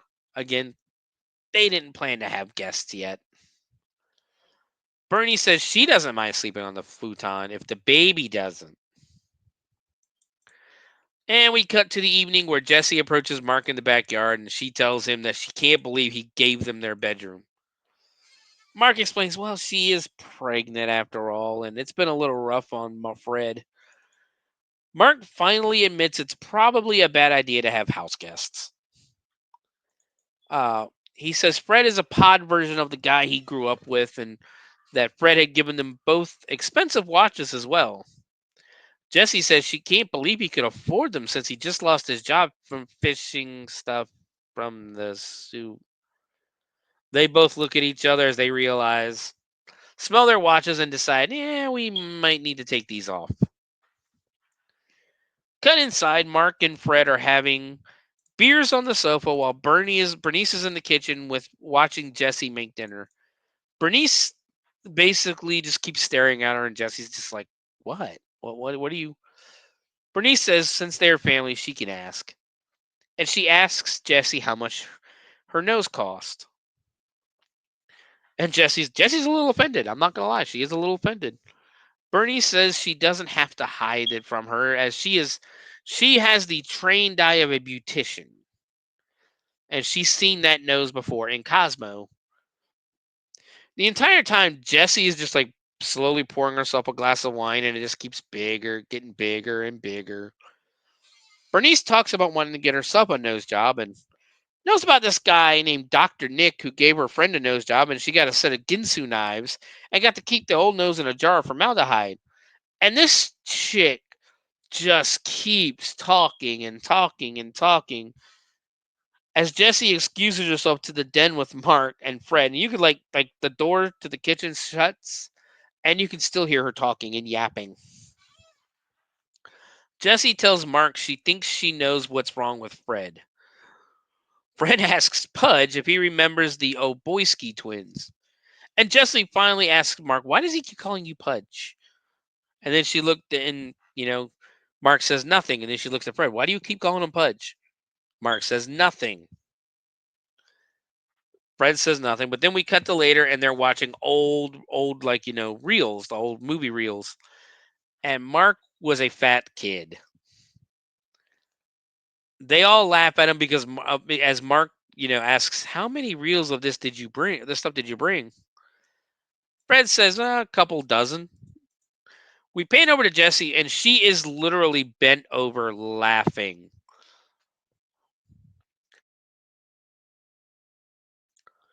And snorting at Mark's misery. Jesse asks if he did anything but eat, and Mark says apparently not. Jesse also says that when he said he was big for his age, she thought he meant tall. She's laughing this entire time, by the way. Another part of the video shows the young Mark with some reindeer ears, and he was on a cart. Fred says there was a game they used to play called Macy's Thanksgiving Day Parade, and I chuckled a little bit at that one. Everyone is laughing their ass off except for Mark. Mark stands up and says he's going to get himself a drink and matches up perfectly with the reindeer ears, which makes everyone laugh that much louder. Day 2 flashes across the screen. We see Scruffy running around and he wakes Mark up as it runs across him. And the cat starts playing with a random cord. And we see it belongs to a very heavy lamp. The cat keeps pulling on it, and finally it falls, almost taking Mark. Mark rolls off the mattress and chases the cat out of the room. The cat runs down the stairs and he throws its toy at it, breaking a glass vase. And then we hear Fred say, "Strike 3. He's out. He's out of there." Fred, who is cleaning the house, says you haven't lost that old pitching arm, huh? Bernie says, "Rise and shine, lazy bones. We have a big day ahead of us." Mark looks shocked at this, and apparently they do as we cut to Venice Beach. And of course, the famous Muscle Beach gym on the sand.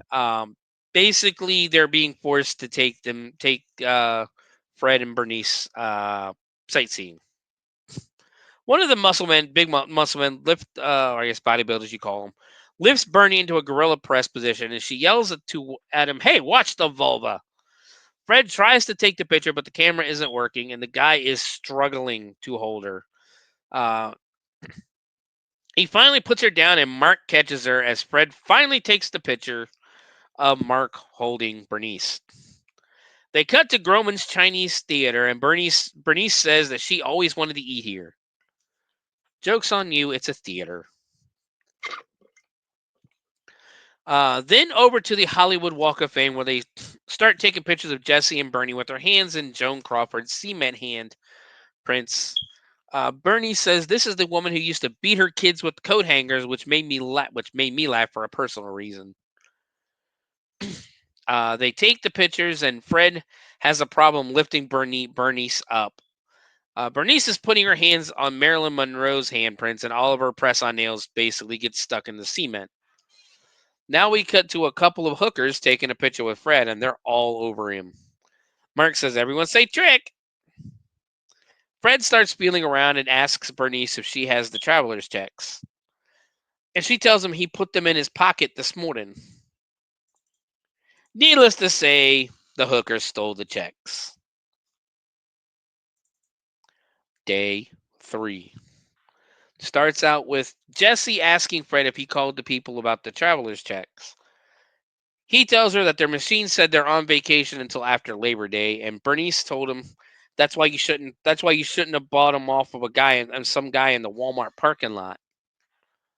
Mark walks in with a map of LA and an itinerary. Mark explains that he and Jesse aren't going to be able to see everything with them because of their work, and he doesn't want them to miss any of the hot spots. Fred says he appreciates it, but they're flat broke without the traveler's checks. Mark hands them some money, and Fred turns it down, but Bernice says they'd much rather spend the rest of their vacation sitting right there. Mark offers him the key to his car. Cut to the backyard, and Mark and Jesse are enjoying an alcoholic beverage in their backyard while Fred and Bernice are gone. Mark says best $300 they've ever spent, and Jesse is wondering when his cousins should be back. Mark says not for several hours, and Jesse gives him the look. They start to walk back inside, and Jesse whistles to Mark. He turns around, and she starts to do a little strip tease in the door. We see a lot of Jesse's bra before she closes the curtains. She removes the bra and goes to remove her panties, and now she's topless in just a skirt behind the curtains. You don't get to. There is no nudity in this movie, guys. I'm gonna tell you that right now. There is no nudity. Jesse and Mark start to make out when the doorbell goes off. They choose to ignore it and make out some more before we hear someone yell out, "Jessa." Jesse says, shit, my sister. Enter Claudia, Jesse's snob, gold-digging sister. Mark hands Jesse her undergarments and answers the door, telling Claudia that now isn't a really good time. But she just screams at him that Kadir kicked me out. Pushes past him and cries out for her sister again. And then there's a ton of luggage on the porch. So, fast forward, Jesse's trying to comfort her sister, but it turns out that Kadir didn't really kick her out, and Mark asks if he even knows she's gone.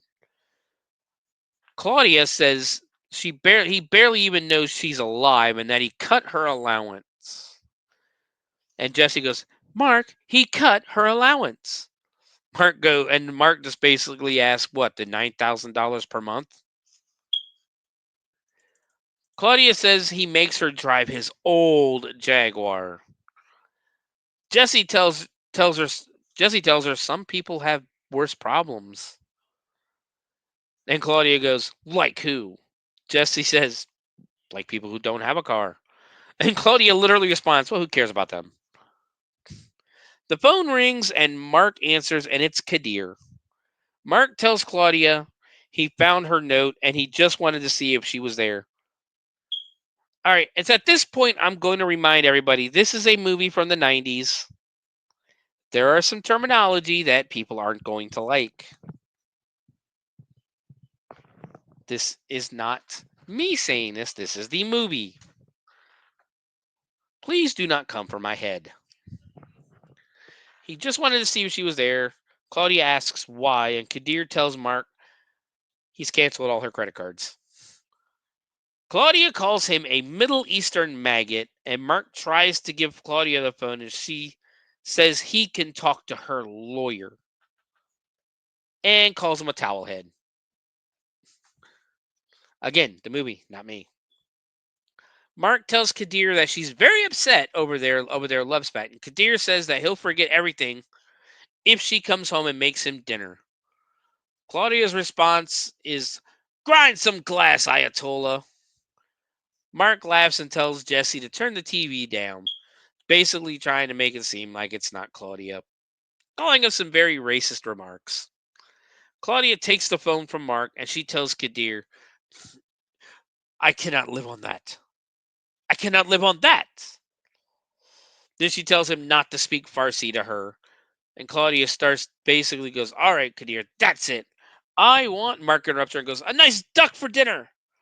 I want a nice Degas painting in the bathroom. Claudia finishes it. She wants a divorce. Mark goes nuts, storms into the kitchen and starts angrily shredding some lettuce. Jesse comes running in and saying she didn't mean it this time, and Mark says she means it every time. Mark says they aren't taking her in and she needs to go to a hotel. Jesse says if he can have his idiot cousin stay with him, they can certainly take in her poor sister who has been thrown out on the street without a nickel. And at that moment, Claudia enters the kitchen asking if they have any good scotch. Jesse flashes her bra, and Claudia is now added to the list of guests. Mark puts her luggage into the guest room and tells her a couple of days, and that's it. Mark tells her in his best fake butler voice, if you need anything else, don't hesitate to get it yourself. At that moment, Mark walks away, and at that moment, the cousins arrive back at the house with a ton of souvenirs, like a bunch of stuff from SeaWorld and Universal Studios and things like that. And Fred is making whale noises as he backs in. Bernie is bitching about Fred dropping a whole day's worth of film into the La Brea tar pits. Claudia hears all the commotion, and calls for Mark or Jesse. She slowly makes her way to the door and opens it, runs out, and maces Fred right in the eyes. Cut to after where Jesse is putting a wet cloth on Fred's face. Mark says, I have never seen anyone's eyes that red before. And Claudia asks what she was supposed to do. They looked insane. Bernice says, "We're not insane. I'm from New Jersey." And Bernice gets excited because as Jesse and Claudia stand side by side, she says they have the same nose. And Bernice says they must have had a 2-for-1 special at the Snip Snip shop. Claudia gets angry and says she told that butcher not to make it too perfect. Jesse tells Claudia that Bernie has some weird nose fetish. She's trying to talk her down. Like, look, she has some kind of weird nose fetish. I can't eat. Bernie says it's not perfect. See, he left one nostril bigger than the other. Claudia says she had a deviated septum and that she had to get it fixed. Jesse tries to keep Bernie away from Claudia, but Bernie says that maybe she could interview the two of them for a new book she's writing, calling it Pretty for Peanuts. Now Jesse has to stop Claudia from going after Bernie and tells Bernice to go play with her cat. Bernice is like, "Hey, yeah, I haven't seen Scruffy all afternoon." And she starts calling for him. And I wrote, "No shit, you haven't seen him. You've been gone all day." Bernice turns around and starts screaming. They all look, and the cat is in the fish tank, dead as a doornail. We cut to the backyard where we are now laying Scruffy to rest. Bernice starts to say a prayer, and Jesse just says $42 worth of angelfish. Claudia says this is ridiculous. Why don't we just flush it down the toilet? And Mark says, no, not our toilet. Bernice asks God why he always takes the good ones. She lays his toy on top of his body and says, "Sleep well, sweet prince." We cut to later that night. Mark and Jesse are asleep, and there is some scratching, and we hear some glass breaking. Jesse finally wakes up and tells Mark, "Hey, she thinks there's somebody in the house." Mark doesn't wake up though, so she decides to climb over him and check on what's going on in the kitchen. She turns on the light to see that one of the windows was open and one of their plants got knocked over into the sink. Thinking it was just the wind, she closes the window.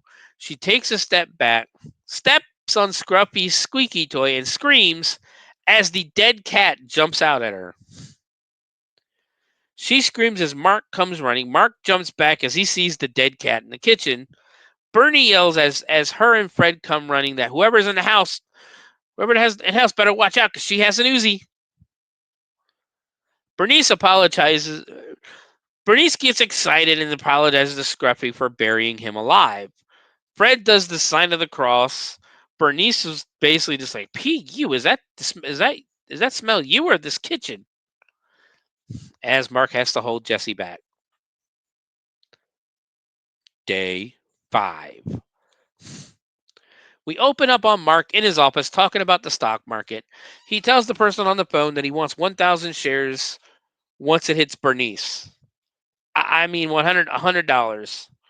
Wes comes back in because Stark wants to see an update on the Grindle portfolio. Wes tells him he has something on his jacket, and it's cat fur. Mark says he opened a can of peaches and there was cat hair inside of it. Wes asks when he gets rid of these people, and Mark, with a huge smile on his face, says, "Today." We come back to the house where Jesse is saying goodbye to Bernice. Bernice says that when the baby is born, they'll have to all come back out and do this again. And Jesse says, "No, pictures. Pictures are worth a 1,000 words." Bernie tries to delay leaving again, and we cut outside to Fred and Mark at the trunk of the car. Fred says he knows it couldn't have been easy the past few days because Bernice can be a handful. Bernice is still talking to Jesse and won't shut up. She yells for Fred to come back and say goodbye to Jesse. And as she turns to leave, she slips on the doormat outside the house, goes flying into the air, and lands on her ass. Mark and Fred both go running to help, telling her not to move. Jessie says she's going to call her doctor, and Bernie doesn't want one of those LA quacks. She needs her real doctor. She tells her to call Dr. Jack Penix. Jessie calls 411. Back in the day, kids, 411 used to be what you called to get someone's phone number. I am sorry, guys. My voice is starting to crack a little bit. Jesse calls 411 and says, Trenton, New Jersey, Dr. Jack Penix. With an X. You get it? His name sounds like penis. Fred is trying to help her, and she keeps pushing him away. Jesse says the doctor says she needs to be taken to the nearest bed possible, and she needs to stay there. Mark says, of course she'll stay here. How long? And Jesse says, for the rest of her pregnancy. So Bernice is stuck in the same position she landed in and asks how she's supposed to stay in this position for 6 months. Jesse wants to go get her doctor, but again, Bernice refuses. Bernice says she needs a man of science, not some ass lifter. Fred says whatever they do, it has to be real cheap because since he lost his job, they don't have any medical coverage. Now we cut outside where there's a teenage kid using a power saw to cut the head off of a Barbie doll.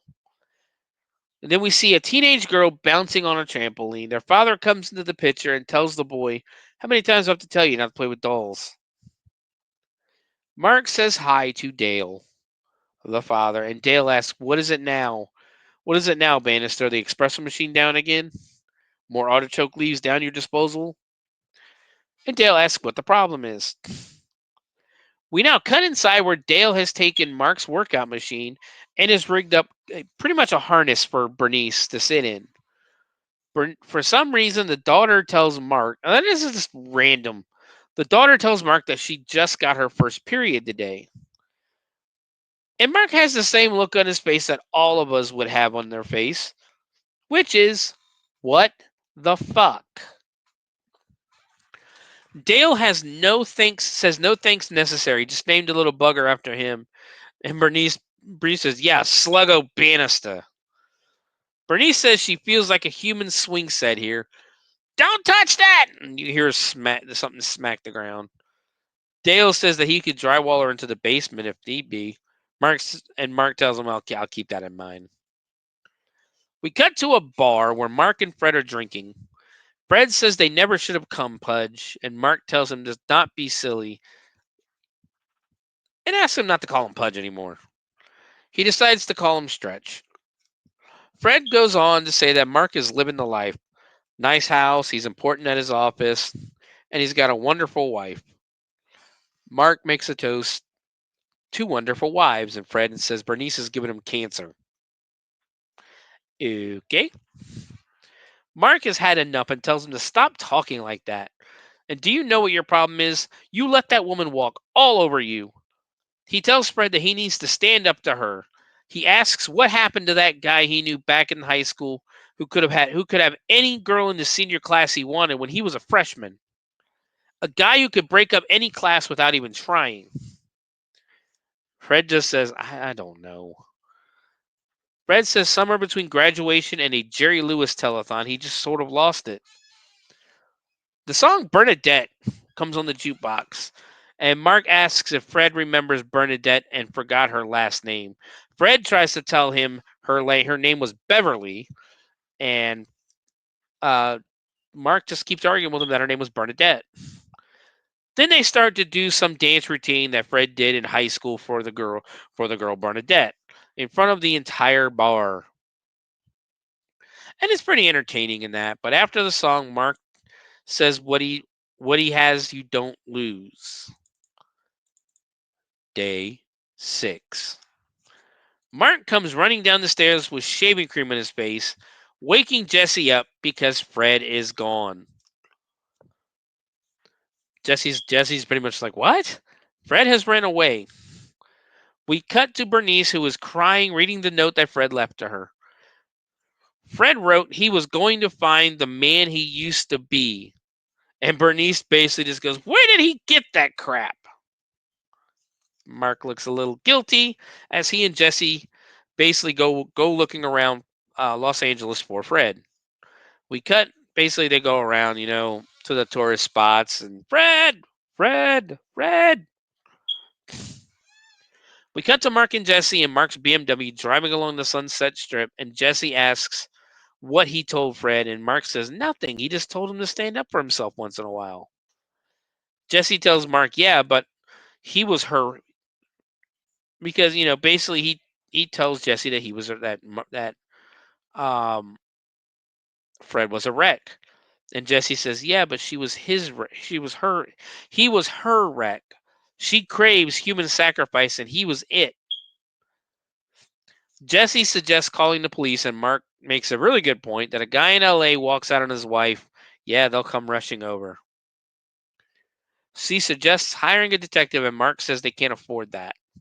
Jesse now suggests having Claudia watch after Bernice while they are at work. Mark says Claudia would smother her in her sleep. Back at the house, the second they walk in, Bernice yells to Mark, asking how she's supposed to pee. Mark looks at Jesse and points. And she makes the go fuck yourself sign. Like she just usually goes, uh-uh. Mark dumps out a decorative bowl on the floor and tells Jesse to deal with her evil twin. Cut to the next day.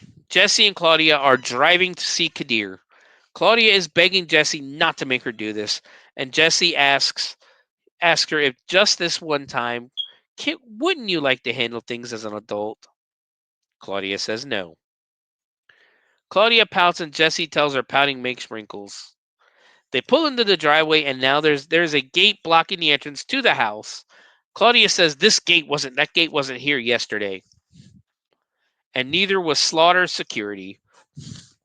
Remember Slaughter Security, the company that who slept with Grindel's wife? There are also Dobermans at the gate guarding as well.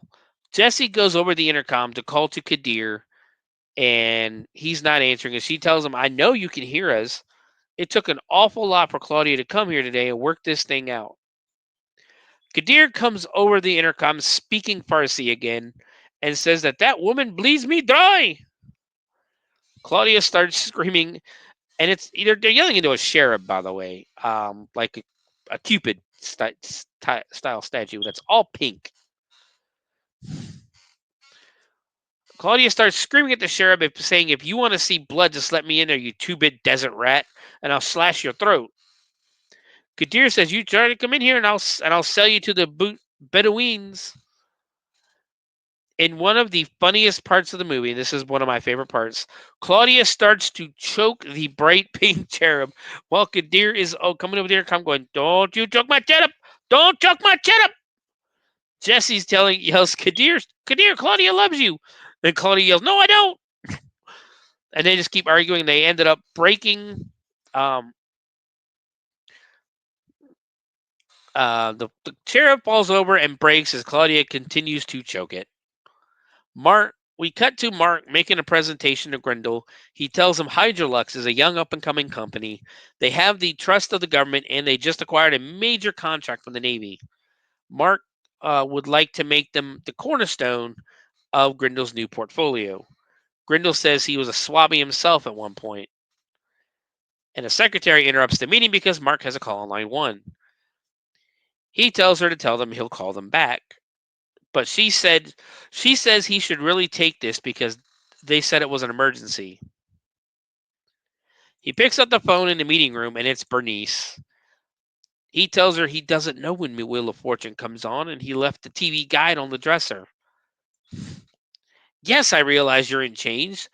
You stupid. Could you please just try? The entire conversation basically is held in front of Grindel and his boss, and Grindel says, that was an emergency? Mark says, well, yes, actually, in some warped alternate universe. Back at the house, Jesse is trying to sneak out of the house, taking her shoes off to walk across the hardwood floor. Just as he's about to open the door, Bernice yells down, not so fast, Missy! It's time to shift my butt!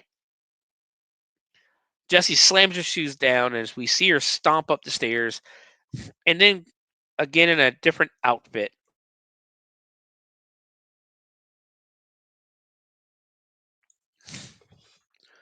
Maybe she comes back. She goes back up with a different outfit and trying to force feed Bernice. It's pretty much just a montage of Mark and Bernice and Jesse catering to Bernice. They put the TV in her room, and she's on the screen. Basically, you have the Home Shopping Network, and there's a bust of a gray cat that looks like Scruffy, and I shit you not, Bernice yells out, "It's a bust of my pussy!" Which made me giggle. As Mark is taping up the television, he looks to Bernice and unravels some duct tape as if he really would really rather prefer to tape her mouth shut. They leave the room and are exhausted. The toilet starts running again, and they both tiredly say, "Jiggle the handle." We cut to Jessie doing the question thing where she asks an older woman how she handles stress, and the woman tells her a fistful of Valium. Then we cut to a construction worker who says, "Drunk," or "I get drunk, real drunk." Then we cut to another couple who both yell out, "Polka!" Then to a cop giving a parking ticket who says, "Bust somebody, anybody." Then to a short, scrawny guy who says he pumps iron, and then to a bodybuilder who says meditation. Then to an old woman who just says sex. Then they find a greaser, and he says they can't go in. It's basically a guard of a sex shop. He tells me she can't go in. The guy with the camera can't go in there with the camera. She asks him how he deals. She introduces herself and asks how he deals with stress, and he says he normally finds the source of the stress and break his legs. She almost asks into the microphone, but she asks how much something like that costs. He tells her really all matters on how much stress is involved. Usually about $200. Jesse asks what she could get for 100. He says, well, maybe a kneecap, and tells her that if she's having money problems, maybe they could work something out. Maybe she could do one of the live nude shows. And he says, but I'm also a producer of independent movies. She walks away and tells her camera guy to cut that last part. We cut to the house, and we are in Claudia's room where she is writing down some old acquaintances, the names of old acquaintances who are dying to sweep her off her feet. The list is, of course, ranked in financial order. One name has an asterisk beside it, and Claudia says it means that he's over 80. Jesse asks if she could just give Kadir one more chance, and Claudia says he tried to crush her with his automatic gate. He's made his feelings clear. We hear tires screech, and we hear the kitty go as we can pretty much figure out that it's getting run over. It is Claudia's son, Jonathan. She asks if Kadir is ready to apologize to her, and Jonathan says no, he kicked me out as well. He looks at Uncle Mark and says he needs a place to crash, and Mark says this is not a really good time. And Claudia cuts him off, saying, of course he can stay there. Jonathan says, I think I ran over your cat. Now we get cat funeral 2. They throw the cat into the same grave as last time, and Bernice is making her prayer from the second-story window from the bed with a megaphone. And then the kid from next door pokes his head through and asks what they're doing. Jesse just says, cat funeral. And the potential future serial killer asks if he can have the dead cat. Mark says no, and Jonathan asks what he'd do with a dead cat. The kid says he'll keep him in the freezer till school starts. Claudia calls him a disgusting little ghoul, and the kid responds, who are you? It's mother? Claudia gets angry, picks up a rock, throws it at a kid who basically ducks down between the bush, and all we hear is the thump and the ow. I thought that was pretty funny. Bernice finishes her prayer with, please get me out of this little piece of hell on earth you call California. Day 10. Jessie is trying to sleep, but there's some yarn being strung across the room. She wakes up to the damn cat alive again. Jessie just looks at him and goes, "I'll kill you again, you little breath." Cut to Claudia in her room calling her potential beaux. It seems as if she has gone through all the men on the list, and she just looks at Jessie and goes, "Married, turned gay, married, in jail, malpractice, dead." Jessie asks what Claudia would say to a nice, handsome, divorced car dealer. Claudia just asks, foreign or domestic? As they're walking over to the neighbor's house, Claudia is about bitching about Jess forcing her onto some total stranger, and then she sees his car, and all of a sudden she's okay with being set up by her sister. She leads her over to Dale and introduces them. They hit it off immediately, as Claudia and Jonathan are going to stay with Dale. Jessie tells Mark they were like two sex magnets straining not to slam into each other. He grabs her from behind and says, "Well, let's have sex. Let's us have sex, and we'll start right here and end up in the begonias." Jessie asks about Bernice, and Mark said he threw some raw meat in there earlier. She'll be fine for a few minutes, for a few hours. As they run off for fun, Jessie accidentally bumps into the grill with her waist, which starts rolling off the porch. It gets to the end of the porch, gets caught in a garden hose, tips over, and it sends some of the ashes or the what do you call it? Not the sparks, but the coals into Dale's house and into some sawdust. We cut to Jessie and Mark rolling around in the grass, making out, and then back over to Dale's house where a fire has started in the sawdust. Jessie asks Mark if he smells something burning, then jumps to Dale's house, entirely in flames, and the fire department working on putting it out. Claudia is bitching about 16 pairs of Italian pumps incinerated. Dale asks his son if he got all the fireworks out of there. CK, the boy's name, says yes, and then the house starts to explode with fireworks. And CK just looks and goes, "Well, almost all of them." Dale starts remembering about all of his tools, and he's basically sitting there going, "My tools, all of my tools." Claudia says, "Your tools, my shoes." Dale says, "Back off, Gold Card. I just lost my goddamn house." Claudia says she doesn't even see what the fuss is all about. Even a cretin like him must have insurance. Dale says, "Yeah, I have insurance, all right, and it ought to kick in about 3 months. What do I do with my kids in the meantime?" She says, "Well, I don't know. Send them to the Bel Air Hotel. Anyone who owns a Lotus." Dale asks who says he owns it. It's a perk he gets for trying to sell them. Dale goes to Mark and goes, "Bannister, what are we going to do about this?" The door opens to CK bringing in his pet snake. Katie, the daughter, runs over immediately, plugs her phone in, and immediately calls her friend Brenda. So now we have Bernice, Claudia, Jonathan, Dale, Katie, and CK as house guests.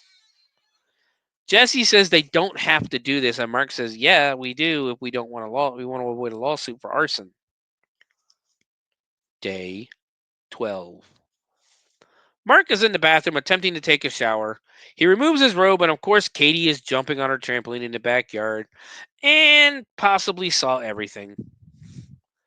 We cut to Jessie calling about a room to rent. It is available, and Jessie tells the person that it's for 6 people, and it kind of seems like they hung up. Uh, we cut to Mark asking people on the phone asking someone on the phone, "What's happening with your guest house out back?" Uh-huh.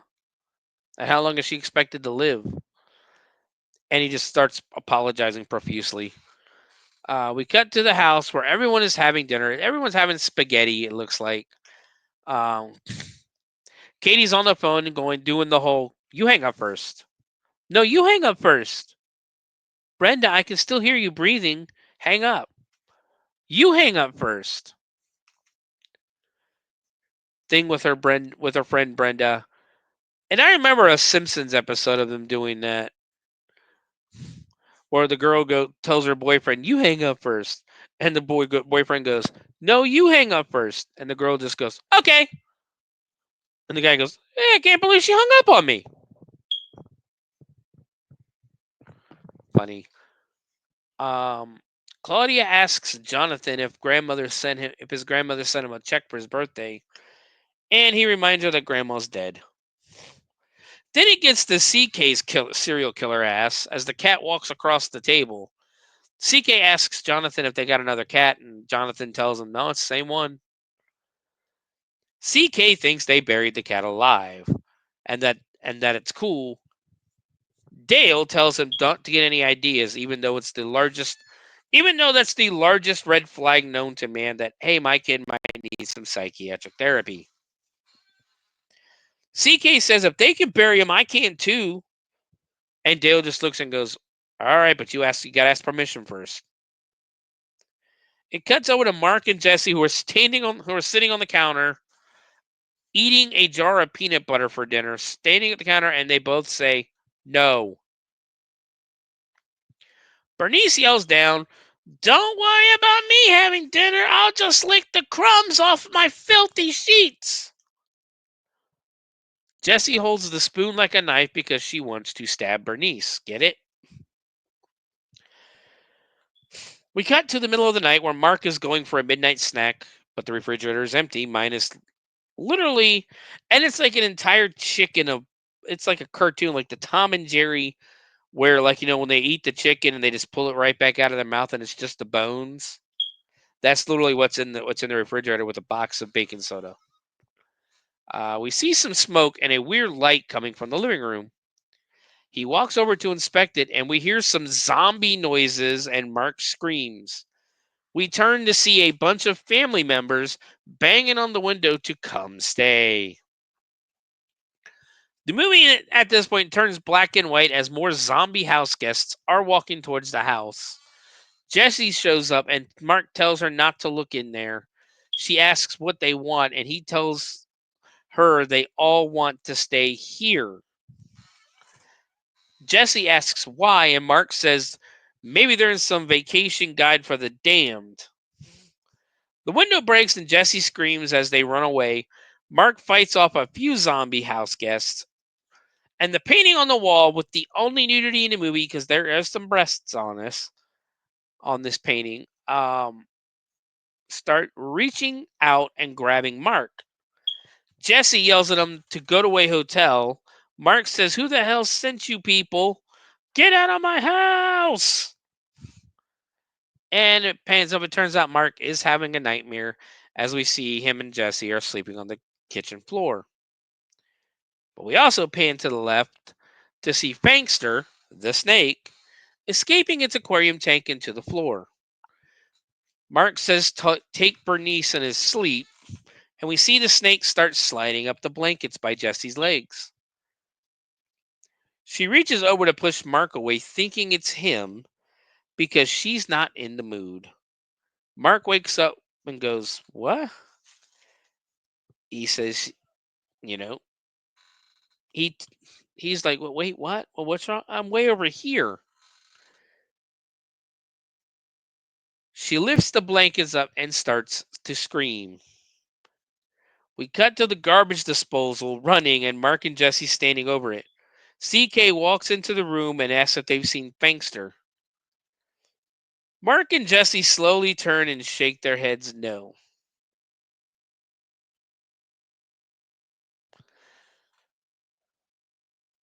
What did I say? Mark and Jesse slowly turn and do the whole shaking their head and like, And I think it's pretty safe to say they just killed Fangster down the garbage disposal. Day 27. It's morning again, and Mark is fixing something up in their blender. He adds dish soap to it, and it turns out he's making homemade shaving cream. He is shaving in the kitchen with a butcher knife, and Jesse walks in and says they have to do something with all of these people. He holds the knife out, and she smiles deviously. We cut to Mark's office and Mark is working. Jonathan shows up and Mark looks a little worried. He tells Mark that he's seen how Jonathan tells Mark that he's seen how Mark and Jesse have taken care of all of them, and he kind of wants to do his own part. He is job hunting, and Mark tells him, "Well, I don't know. It's probably not a good idea for you to come work here."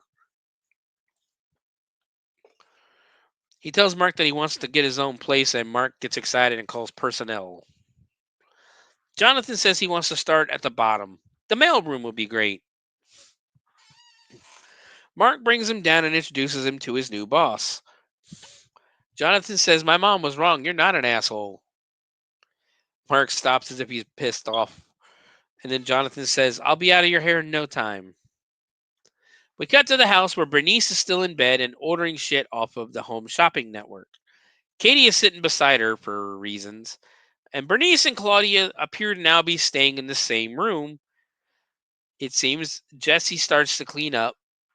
Basically, Jesse enters the room, starts to clean up, and goes to empty a glass, and Bernice tells her not to, to stop. That's P for Dr. Penix. He's checking the ovum count. Jesse looks at her and says, "You want me to mail urine to New Jersey?"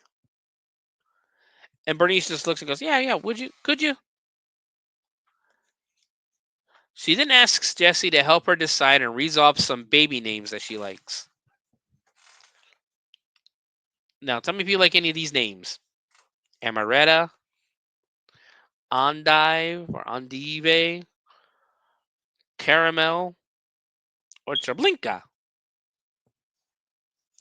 Claudia gets angry and calls Bernice a yokel for naming a baby after a German concentration camp. And guys, I had to look this up. And I'm here to say that Treblinka absolutely was a German concentration camp. Not only was it a German concentration camp, but Treblinka was the second deadliest extermination camp to be built and operated by Nazi Germany in occupied Poland during World War II. It was in a forest northeast of Warsaw, 4 kilometers south of the village of Treblinka, and in what is now the Masovian Voivodeship. The camp operated between the 23rd of July 1942 and the 19th of October 1943. As part of Operation Reinhard, the deadliest phase of the final solution.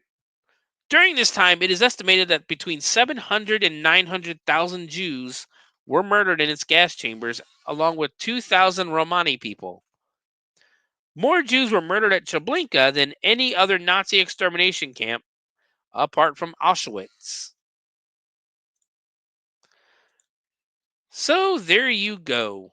Yes, Treblinka was a German concentration camp. Jesse leaves the room, but we can still hear Claudia and Bernice arguing as she shuts the door. Bernice says she thought Treblinka was one of those fairies in Cinderella. I think she means Sleeping Beauty because there's only one fairy in Cinderella, and that's the fairy godmother. Claudia calls her a moron, and Bernice says, "I hope my water breaks all over your fur coat." We see Mark's arm coming from a closet, and he's beckoning Jesse over as she is holding half of a Collins glass full of piss. She plays coy a bit and does the whole "me" thing. She sets the piss down and enters the closet with Mark. He asks her if she's okay, and she says, "No." She asks him if he remembers when that was their room. He says, "Yes, I know, in the days before time." Jessie says she hates these people, and Mark tells her, "Jonathan got a job, so it's only a matter of time." We cut downstairs, and the cat is eating out of a dish, but underneath it looks like C4 with a cord leading from it, and the cord ends up being a fuse. CK lights the fuse, plugs his ear. Cut back to Mark and Jesse in the closet, and Mark tells her it's just the two of them right here in the closet. Just as they are about to kiss, the entire fucking kitchen explodes. Cut to the next morning where Scruffy is buried yet again, and CK is standing guard with a baseball bat. Mark drops a huge rock on the grave and says, "There, I don't think he'll be coming back this time." Mark asks him what the CK stands for anyways, and CK says, "Confirmed kills, but I might change it to cat killer." What do you think? And Mark says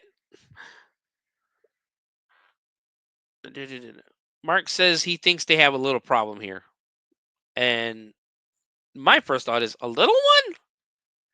Mark asks CK if he knows what happens if you cram too many lab rats into a small cage. And CK says they turn into fags. Ah, the 90s. Mark says, yes, some do. Others turn into cannibals. They tear each other apart. Now, when you minimize that space by blowing rooms apart, it really aggravates the situation. CK says it's just so boring here. Mark gets angry now and gets in his face and tells him, "Now listen, you psychotic little shit. You either get your act together, or you're going to be a face on a milk carton. You got it?"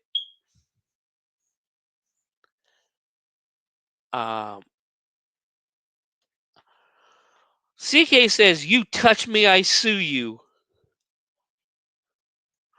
Mark says, "Well, I got a lawyer and retainer," and just pokes him multiple times, like does the whole, "I'm touching you, I'm touching you." CK looks mad, and then the fucking cat goes running by again. And it's funny because it's a fake meow when they do it, so it goes running by and you hear meow as it runs by, and it's pretty funny. CK goes chasing after the cat. Mark goes into Bernice's room as Jesse is doing Bernice's nails. Mark says, "Do you hear that sound? It's a lawnmower, and it's the sound of CK mowing the lawn." Mark says all that kid needed was some discipline and some positive motivation. Jesse looks outside, and we cut outside where CK almost gets the cat again with the lawnmower. Mark says we can take control of the situation, darling. Be the captains of our own destiny.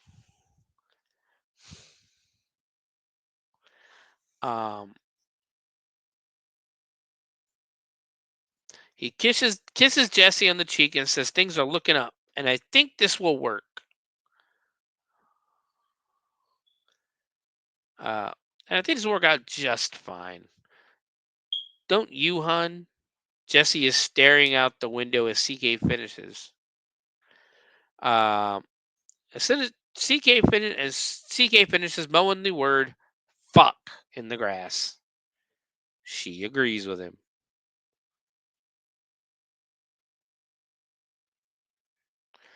Cut to nighttime, and Jesse is asking questions again. A mechanic just says, "Shoot him." Guy with a Bob Ross hairstyle says, "Strangle him." Two little girls say, "Cook him in the oven." An old woman standing over her husband says, "Hide his medication."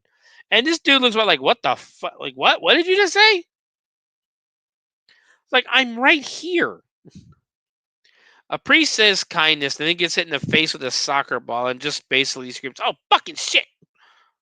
and runs off, assumingly after a culprit. Then we go to a surgeon, and he says, "We're talking about someone with a clean bill of health, right?" "Oh, then I guess I'd use insulin. I'd inject 300 cc's into a freckle. Bingo, all the symptoms of a massive coronary. Then it goes outside to pump a pimp, or I'm sorry. Then it goes outside to a pimp and he says, 'A hammer, definitely a hammer.'" Then we cut to a mom who says, "I don't know, Clorox in the bean dip." Finally, back to the studio where Jess is on screen playing with a paper airplane. She crashes it down into the desk, and the anchor looks and lets her know that they're back. Jesse says, "How would you murder someone? If you have questions, Los Angeles, ask somebody else." I mean, I swear to God, I don't know the answers. I don't know anything anymore.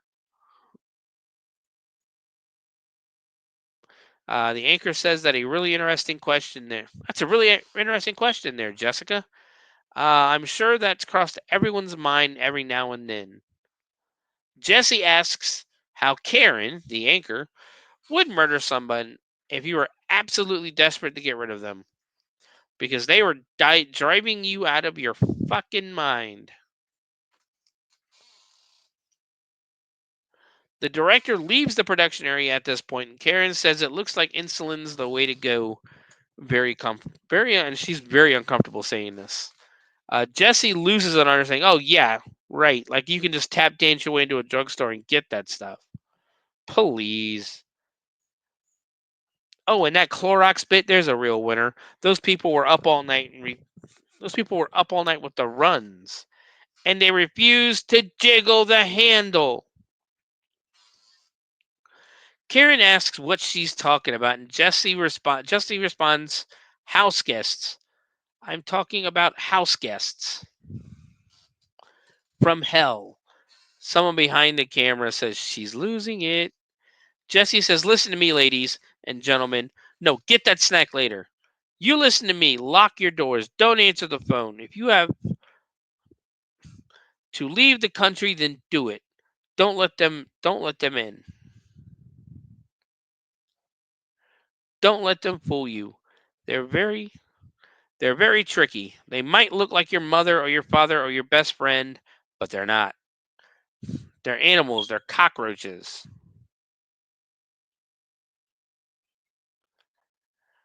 They're animals. They're cockroaches. If we have a nuclear war, the only thing to survive will be house guests." Karen just smiles and says, "We'll be right back with weather." Day 49. Wes pulls into the driveway of the house and there's trash on the lawn. He just walks into the house and Dale is making something and has the music blaring. He's basically woodworking in the house. Wes asks him if he's seen Mark and Dale says, "Yeah, he's probably upstairs." Wes asks if the Bannisters are doing a little remodeling, and Dale says, "I guess you might say that." He's building bleachers for the TV set. Wes goes upstairs looking for Mark, and he finds Katie and Claudia waiting outside the bathroom. And CK comes out, places a number on the wall, and Claudia goes in. And once she closes the door, she screams, "You repulsive little midget, next time flush!" Wes asks Katie if she's seen Mark, and she tells him to check the kitchen. Bernice starts yelling that her chains are squeaking and it's time for her lube job. Wes is walking around basically trying to see what was in the room, and uh, Katie pretty much tells him, "I wouldn't do that if I was you." Wes is walking around like, "What the fuck?" And we see their house is just absolutely destroyed. He starts to walk towards Bernice's room, and Katie tells him she wouldn't go in there. Yeah, that like I just said. Wes heads downstairs where he sees the absolutely decimated kitchen, and CK is trying to force the cat into the microwave. Wes asks if he's seen Mark, and he tells him the backyard, and the cat gets away. CK yells at Wes now, basically just tells Wes, look what you made me do." Wes heads out to the backyard where Mark and Jesse have built makeshift tents to live in. Jesse is the first to greet him and basically just goes, "Oh, Wes, you're not moving in too, are you?" Wes says, "What? No." Wes says Mark didn't come into work this morning and their phone is off the hook, so he was checking on him. Mark leaves the porta potty. There's a porta potty in the backyard. That's in the backyard and washes his hands with a watering can. Wes asks what the hell is going on here, and Mark tells him he didn't sleep too good last night. At 4 a.m., the sprinklers went off and woke him up. He also thinks he has a short in one of these extension cords as well. Wes says he means this, points to the camp, and them. Why don't you get rid of them? Mark shakes his head no, and Jesse says, oh no. Wes says if they won't, then he will, and Mark says, we tried that, and Jesse just basically says, it just makes more. Mark says they just hand over their paychecks, stay out of their way. It's for the best. Wes says you have to listen to me, pal. If you don't get back to work soon, you won't have a paycheck. Wes tells Mark that Hydrolux is down 32 points and Grindel has gone completely apeshit. Wes says we gotta go. Mark asks what should I do? Wes says we gotta go to work. Mark looks back and tells Jesse he has to go to work. Jesse tells him not to be late for dinner, and Mark asks, what are we having?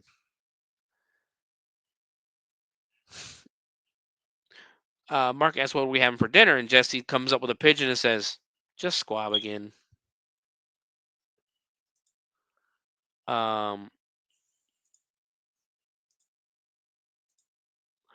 Wes says, oh God, what happened here? We cut to the office where Mark is on the phone with someone saying crackpots file indictments for lawsuits every day. Even the Navy can make a mistake. He says, no, maybe I missed the Wall Street Journal all of last week. He tells Grindel, it basically turns out he's on the phone with Grindel. He tells Grindel that his Hydrolux stock will be sold immediately. Mark's boss walks in now and tells him he better have a good explanation.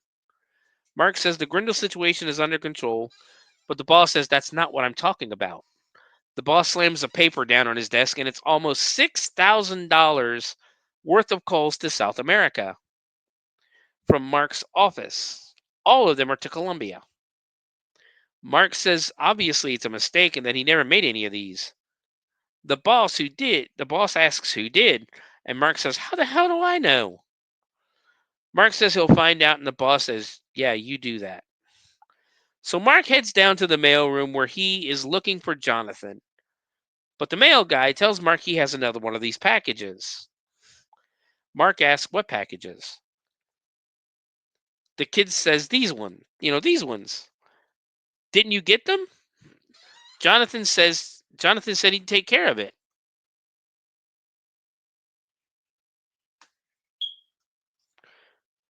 Mark looks at the package and the address is from Bogota, Colombia, sent to Mark Bannister. It dawns on Mark what it is. Take a guess, guys. And he kind of gets a little nervous. For some reason, he just takes a fucking knife and stabs the package. And of course, a white powdery substance comes out. It's cocaine. Mark runs to the men's room, tries to flush it down the toilet, and for some reason, his boss didn't lock the stall or something. Because that door just opened. He didn't push it or anything. Mark panics, runs out of the bathroom, running through the office, and then he all just realizes where he is and starts walking slowly. Then it shows him in his car, spinning home in his car, and when he pulls into the driveway, a fucking elephant starts stampeding towards him. From the doorway, we see Fred yelling to Tiny the elephant to stop. Mark asks, what the hell is going on here? And Fred says he did just like Mark said. Mark tries to walk past. He goes, look, I'll talk to you in a minute about this. Hold on. Fred, who stops him, Fred calls him Mark and introduces him to Tiny Bannister. Mark says this isn't a good time, and Fred stops him again. Fred tells him that I found the real me. Mark said, what, you joined the circus? Fred said no, he traveled. He met interesting people. Well, mostly Shriners. Mark says, let me get rid of this box and then and as he's saying this, a police car pulls into the driveway with its lights on. Mark starts to panic a little bit and hides the box behind him on the car. Two officers get out. One is a bald cop and one's female cop. That is literally what I'm going to call them the rest of the movie. Their names are not important. The bald cop asks if he's the owner of Tiny, and Mark says, "Oh no." Fred tells the officer that it's his. Meanwhile, Mark has the box on the car behind him, and the cat is back. And the cat starts messing with the box. The cop asks Fred if he has a permit. And Fred tells him, "No, we just got into town a little bit ago." Bald cop asks Fred if this is his residence, and Fred says no, but my wife's upstairs. They got her all strung up. And they say these are a lot of red flags to be sending to a cop. Meanwhile, the cat, is now eating the cocaine. Female cop asks, "What?" Mark laughs, and Fred says she's all right and everything. She just tried to stab me. Mark laughs and excuses himself, grabs the box, and heads inside to find Jonathan. The elephant goes running off. Fred takes off after it, and the female cop looks at the bald cop and goes, "Well, how do we radio this in?" Then all of a sudden, and probably the second funniest, could be the funniest for a lot of people, scene in the movie, the cat is literally just, basically you just hear this, meow, meow, meow, meow, meow, meow, and you see the cat just running in circles. It literally goes black and falls down dead right in front of the cops. The cops lean down. Baldy puts his hand in the powder and does the 80s cop movie thing and tastes it. He tells her, "I'll tell you how we're going to radio this in. Rock House." Inside, Mark finds Jonathan, shoves him against the wall, and asks what this package is. And Jonathan tells him it has your name on it. Guess it's your cocaine, man. Mark grabs a frying pan and is going to bash Jonathan with it. But then he looks outside and hears the female police officer calling the house in as a drug house with an elephant on the premises. Mark starts to freak out more as 5 fucking police cars show up. He runs upstairs, goes to flush it down their toilet, and the handle breaks off. Again, $10 fix. He walks into the bedroom, and we see a helicopter flying over the house.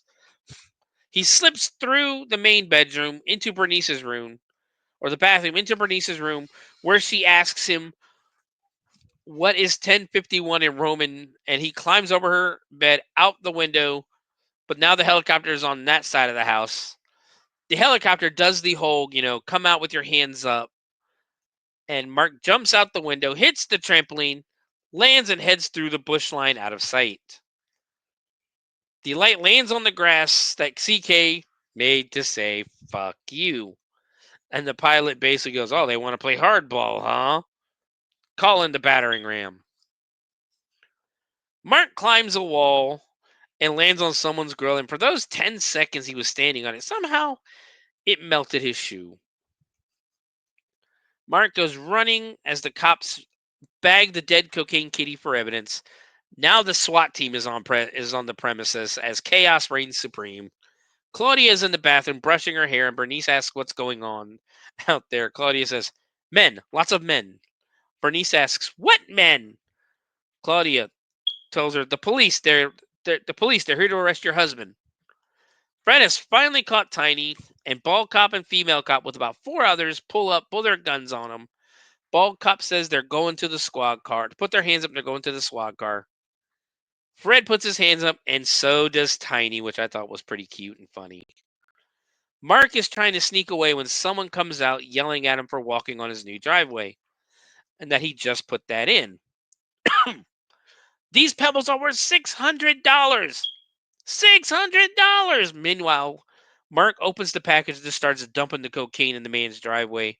And as he walks away, Mark looks back. Mark says to himself, "I think you mean 600,000, you old fart." Mark stops as he sees the battering ram drive by, and it looks like a fucking tank. Mark runs off as the SWAT team is guiding the battering ram to the house. Cut to the news studio. and Jesse is begging her boss to let her go on. He tells her he can't, but she begs and says she won't ever let her home life affect her personal life again. Russell tells her this is his ass, Jesse, and lets her go on. Karen sits down and doesn't look too happy that Jesse is sitting beside her. Lights come on, the news starts, and Karen says our top story tonight: a SWAT team strike has been called in on a Santa Monica home. We now go live to field reporter Brad Bovee. Brad says details are a little sketchy, but apparently police are suspecting cocaine on the premises, and they have called in a full strike. Jesse's looking down at this point. She doesn't see where they are. She looks up as Brad says, "What we've heard is that they have reason to believe this is a rock house." They cut to the house as the tank is running full fucking speed at it. It's actually a really good image. Dale looks out the door only sees the battering ram like just moving right at him. He screams, "Holy shit!" Dives out as the tank comes crashing into the house.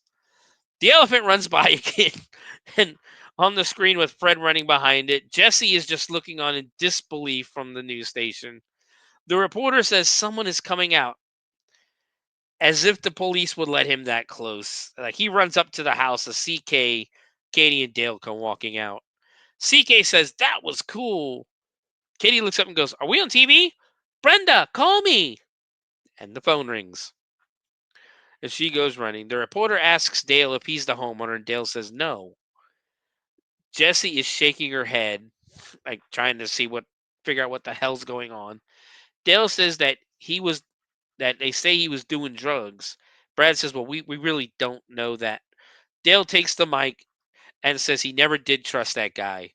It's them quiet, wimpy types who always get involved in this sort of thing. Jesse is still looking on in disbelief. Dale says flipping out, raping, killing. Brad sends it back to Karen until we can make sense out of this. The elephant is on the back of the battering ram, and Fred is telling Tiny that this isn't your mama. We cut back to the studio, and Jessie has her head down on the desk, and she is just banging her head on the desk. Karen says the homeowners are being sought for questioning, and that baby elephant you just saw is apparently unlicensed and will be taken into police custody. Russell looks on panicky from behind the camera as Jessie is losing it again. Karen says, "We'll keep you updated as this bizarre story unfolds." Karen looks over at Jessie, who is still banging her head on the desk. Jessie says she can't believe it. She doesn't believe it, and just walks off as Karen keeps going with a new story. Jessie walks into the next room where apparently it's a cooking show called the Happy Homemaker set, where it's a full kitchen, it's full kitchen, all that stuff, oven, sink, all that good stuff. She's looking around at the normal kitchen, and Mark walks in, and Jessie asks what happened. He tells her that their nephew is a drug czar, and he's David Jansen. He's interrupted by Karen saying that the Dow Jones plummeted again today, and among the hardest hit stocks was the Hydrolux Corporation, which amid allegations of fraud by the U.S. Navy fell a record 85 points. Mark panics as he's forgotten to sell Grindel's shares in Hydrolux. Hydrolux CEO was unavailable for comment. The news did learn that he is on vacation in Bora Bora. Mark freaks out and says now he's an unemployed David Jansen as he forgot to sell Grindel's stocks. Mark tells her let's go, but Jessie doesn't want to go. She throws a fit, like grabs the counter. She starts screaming that she wants, let's live here in the Happy Homemaker kitchen. Jessie says everything is clean and beautiful and the fridge is food. Jessie keeps losing it, saying she won't let anyone take her away from this. She starts screaming and hyperventilating. She says they could live on one of the soap opera sets and they could be the Phantoms of Channel 12. Mark goes to say everything is going to be all right, but she screams at him, "Don't say that!" She's crying, saying it's never going to be all right. Mark hugs her and tells her to calm down, that they can stay here for the night, but in the morning they're leaving town, changing their names, and we're going to start all over. Jessie asks, "What about the house?" And Mark says, forget the house. He doesn't give a damn about the house. He tells her he doesn't care about their jobs or their stuff. The only thing that matters, really matters, is us. They hug as we cut to day 50. We open up, and all of Dale's beer cans are on the floor. Mark and Jesse are walking in what used to be their front door. Everything is completely destroyed. Mark says, let's just grab what we can and get the hell out of here. Mark accidentally kicks the answering machine, and it starts to play a message. It's Dr. Penix from Trenton. He's been trying to reach Bernice for weeks, but this line is always busy. He's got her test results here, and he doesn't know how to tell her this, but we cut upstairs to Bernice's room. Jesse enters the room, and she just stands there and looks at Bernice and says, "You're not pregnant." Bernice doesn't believe her. Jesse tells her that Dr. Penix just called and said, there is no possible way in this world that you are pregnant. Bernice tells her she must have sent him the wrong piss. Jesse shows her stomach and says it's flat as a board. Bernice says she has a flat uterus, or flat fetus. Jesse says, Bernice, get over it and get out. Jesse goes to leave, but Bernice tells Jesse she's just jealous because no sperm in his right mind would swim up her shriveled canal. And that is finally the straw that broke the fucking back, because Jesse screams and starts rocking Bernice back and forth until finally she gets yeeted out the window, bounces off the trampoline, and lands on Mark and Jesse's tent in the backyard. It was actually a very funny image. Bernice picks herself up, turns to see Jesse walking out of the house. Bernice says, stay away from me. Jesse just says, say it. Bernice asks, what? Jesse just says, I want to hear you say it. Bernice says she guesses she's not pregnant, but I could have sworn, because I felt my breast swelling and the constipation. Jesse screams, say it! Bernice says, somebody help. She looks at Mark and Fred and asks, isn't anybody going to do something? Mark goes, nah. And even Fred goes, nope. Jesse keeps stalking her. Jesse says, I'm going to count to 3. Bernice. 1. Bernice says she wants a second opinion. 2. Bernice tries to run, but Jesse grabs her into an arm lock and pulls up. She gets to her ear and tells her to say it. Bernice finally says it. All right, we're leaving. And Mark starts doing the biggest happy dance ever on the porch as Bernice tells Fred to start packing. Jesse kicks Bernice over as Mark and Jesse celebrate. And Jesse says, it's over. It's finally over. Then we look at the house and we see Claudia, Jonathan, and everyone else sticking their heads out. Mark says, not quite. Let's clean house. Jesse says, yeah. Bends over, grabs her skirt, and says, kick ass. Claudia ducks her head back in, and CK pulls the patio doors shut. We see Mark and Jesse just walk up. Mark picks up a chair and smashes it through the glass door. They step inside and they both just yell, company! With the most insane looks on their faces.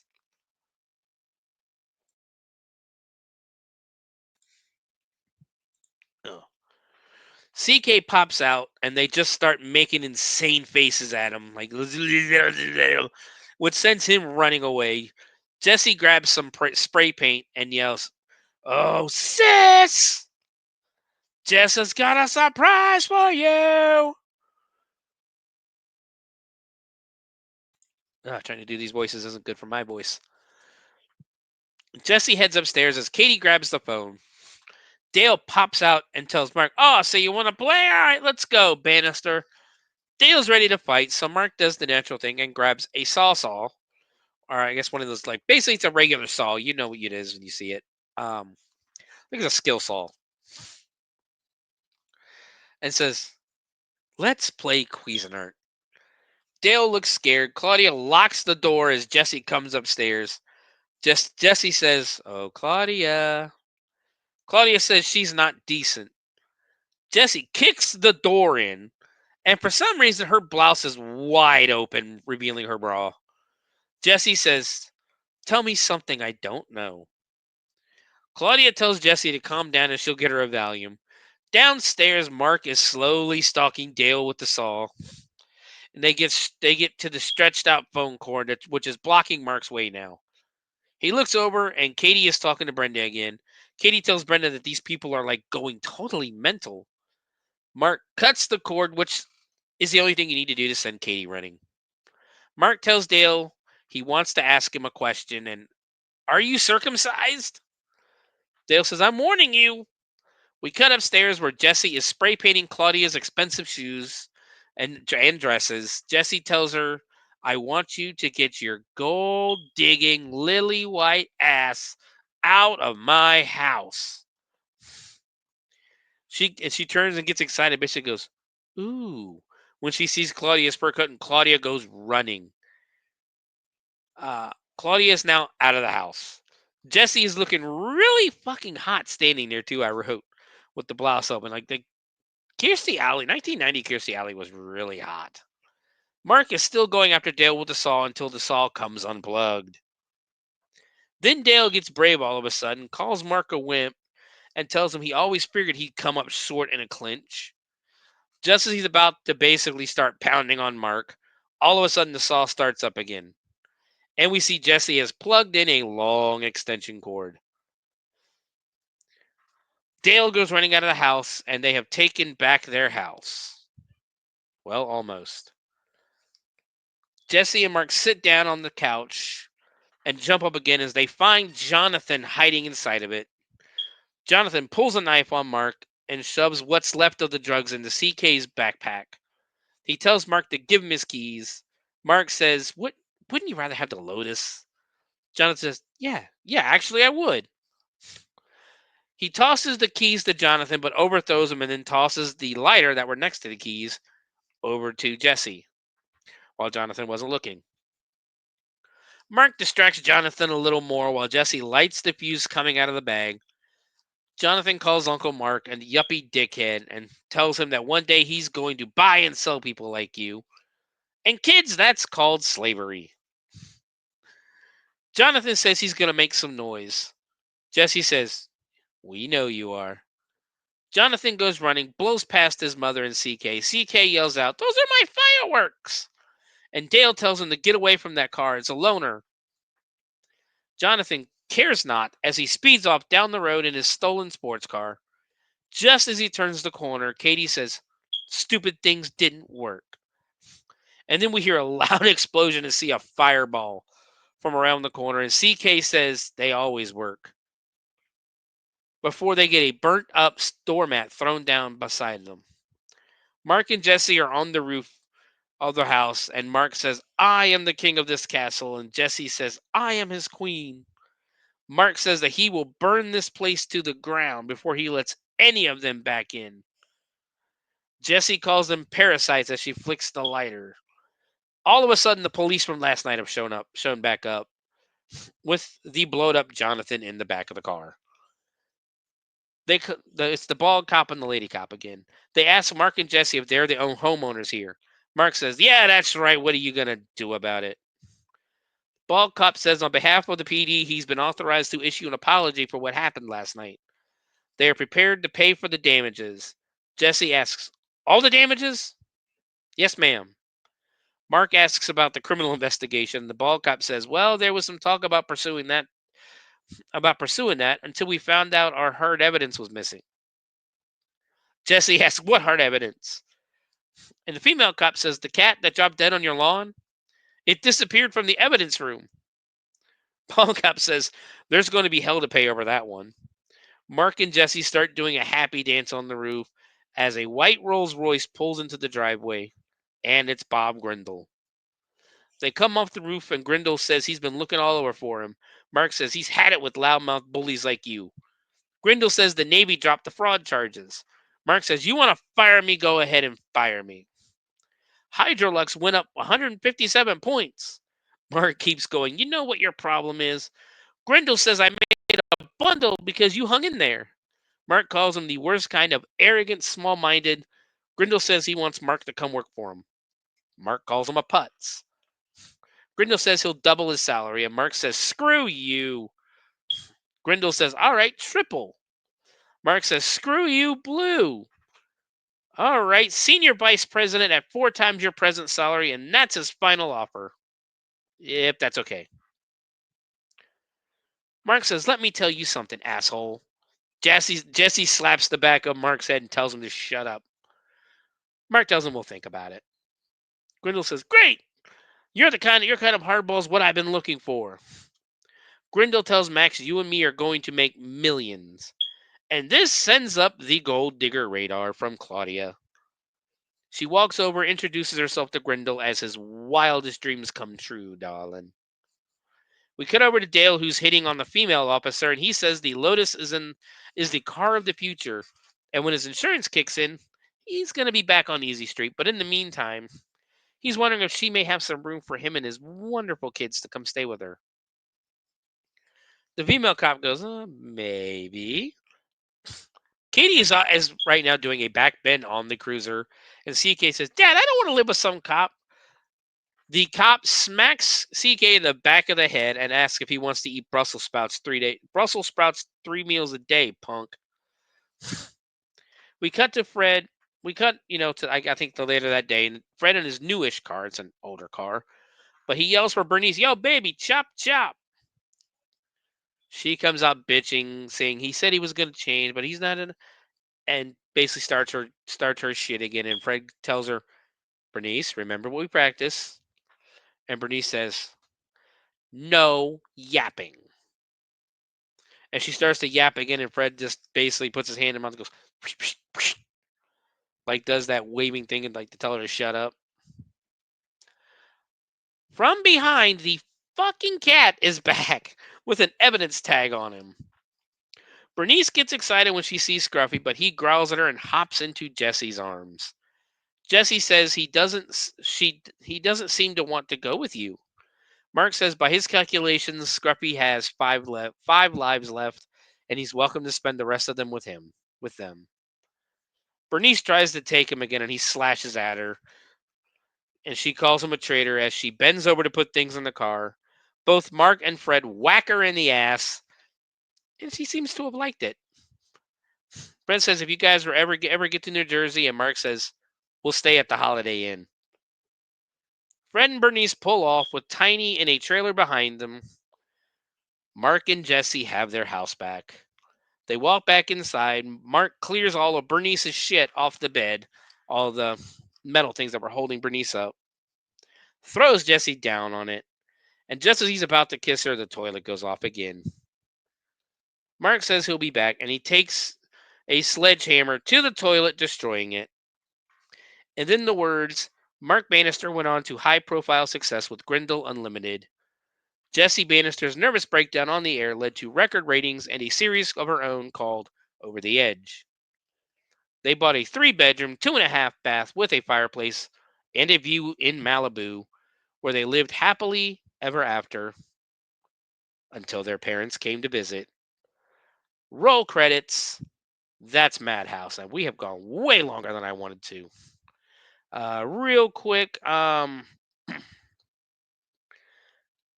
me get down here. The movie was released February 16th, 1990.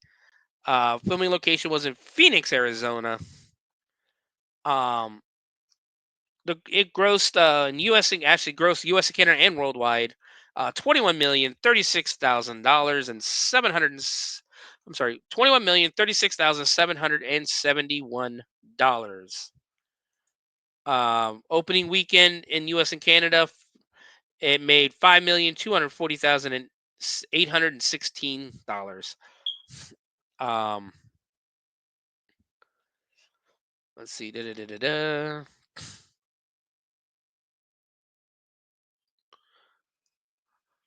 Let's do some trivia real quick. John Larroquette was approached for this film while working on the 6th season of Night Court, but the show's executive producer would not allow Larroquette the time off to make the film. Because of delays in the film, Larroquette was approached again during the 7th season of Night Court. This time, the show's producer and the film's producers worked out a schedule that would allow Larroquette to work on both projects simultaneously. Monday to Thursdays, Laroquette would rehearse for the series during the day, work on the film at night. On Friday nights, the series would tape their episodes. As soon as taping finished, he would go to the film set and work all weekend. Dr. Jack Penix, OBGYN. OBGYN's voice is the real Dr. Jack Penix, DDS. Dennis Miller's feature film debut. John Larroquette and John Deal both appeared in Stripes. I forgot John Larroquette was in Stripes. Uh, Although it's a comedy, the movie makes reference to 2 horror movies with a cat coming back to life scene from Pet Sematary and the dead zombies wanting to stay at their house dream sequence from Night of the Living Dead. Kirstie Alley and John Larroquette played alien characters in Star Trek II, The Wrath of Khan, and Star Trek III, The Search for Spock.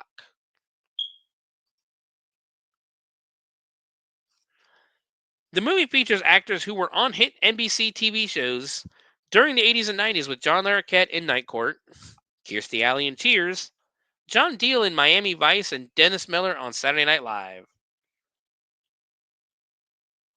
And let's see, that's about all there. Let me see if anything else interesting.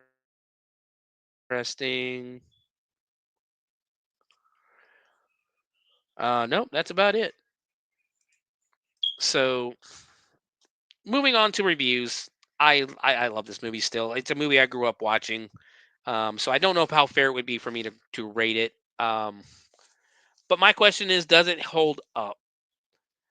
As somebody who hasn't watched it in a while, I still giggled at a few things, but I didn't laugh anywhere near as much as I did back in the 90s.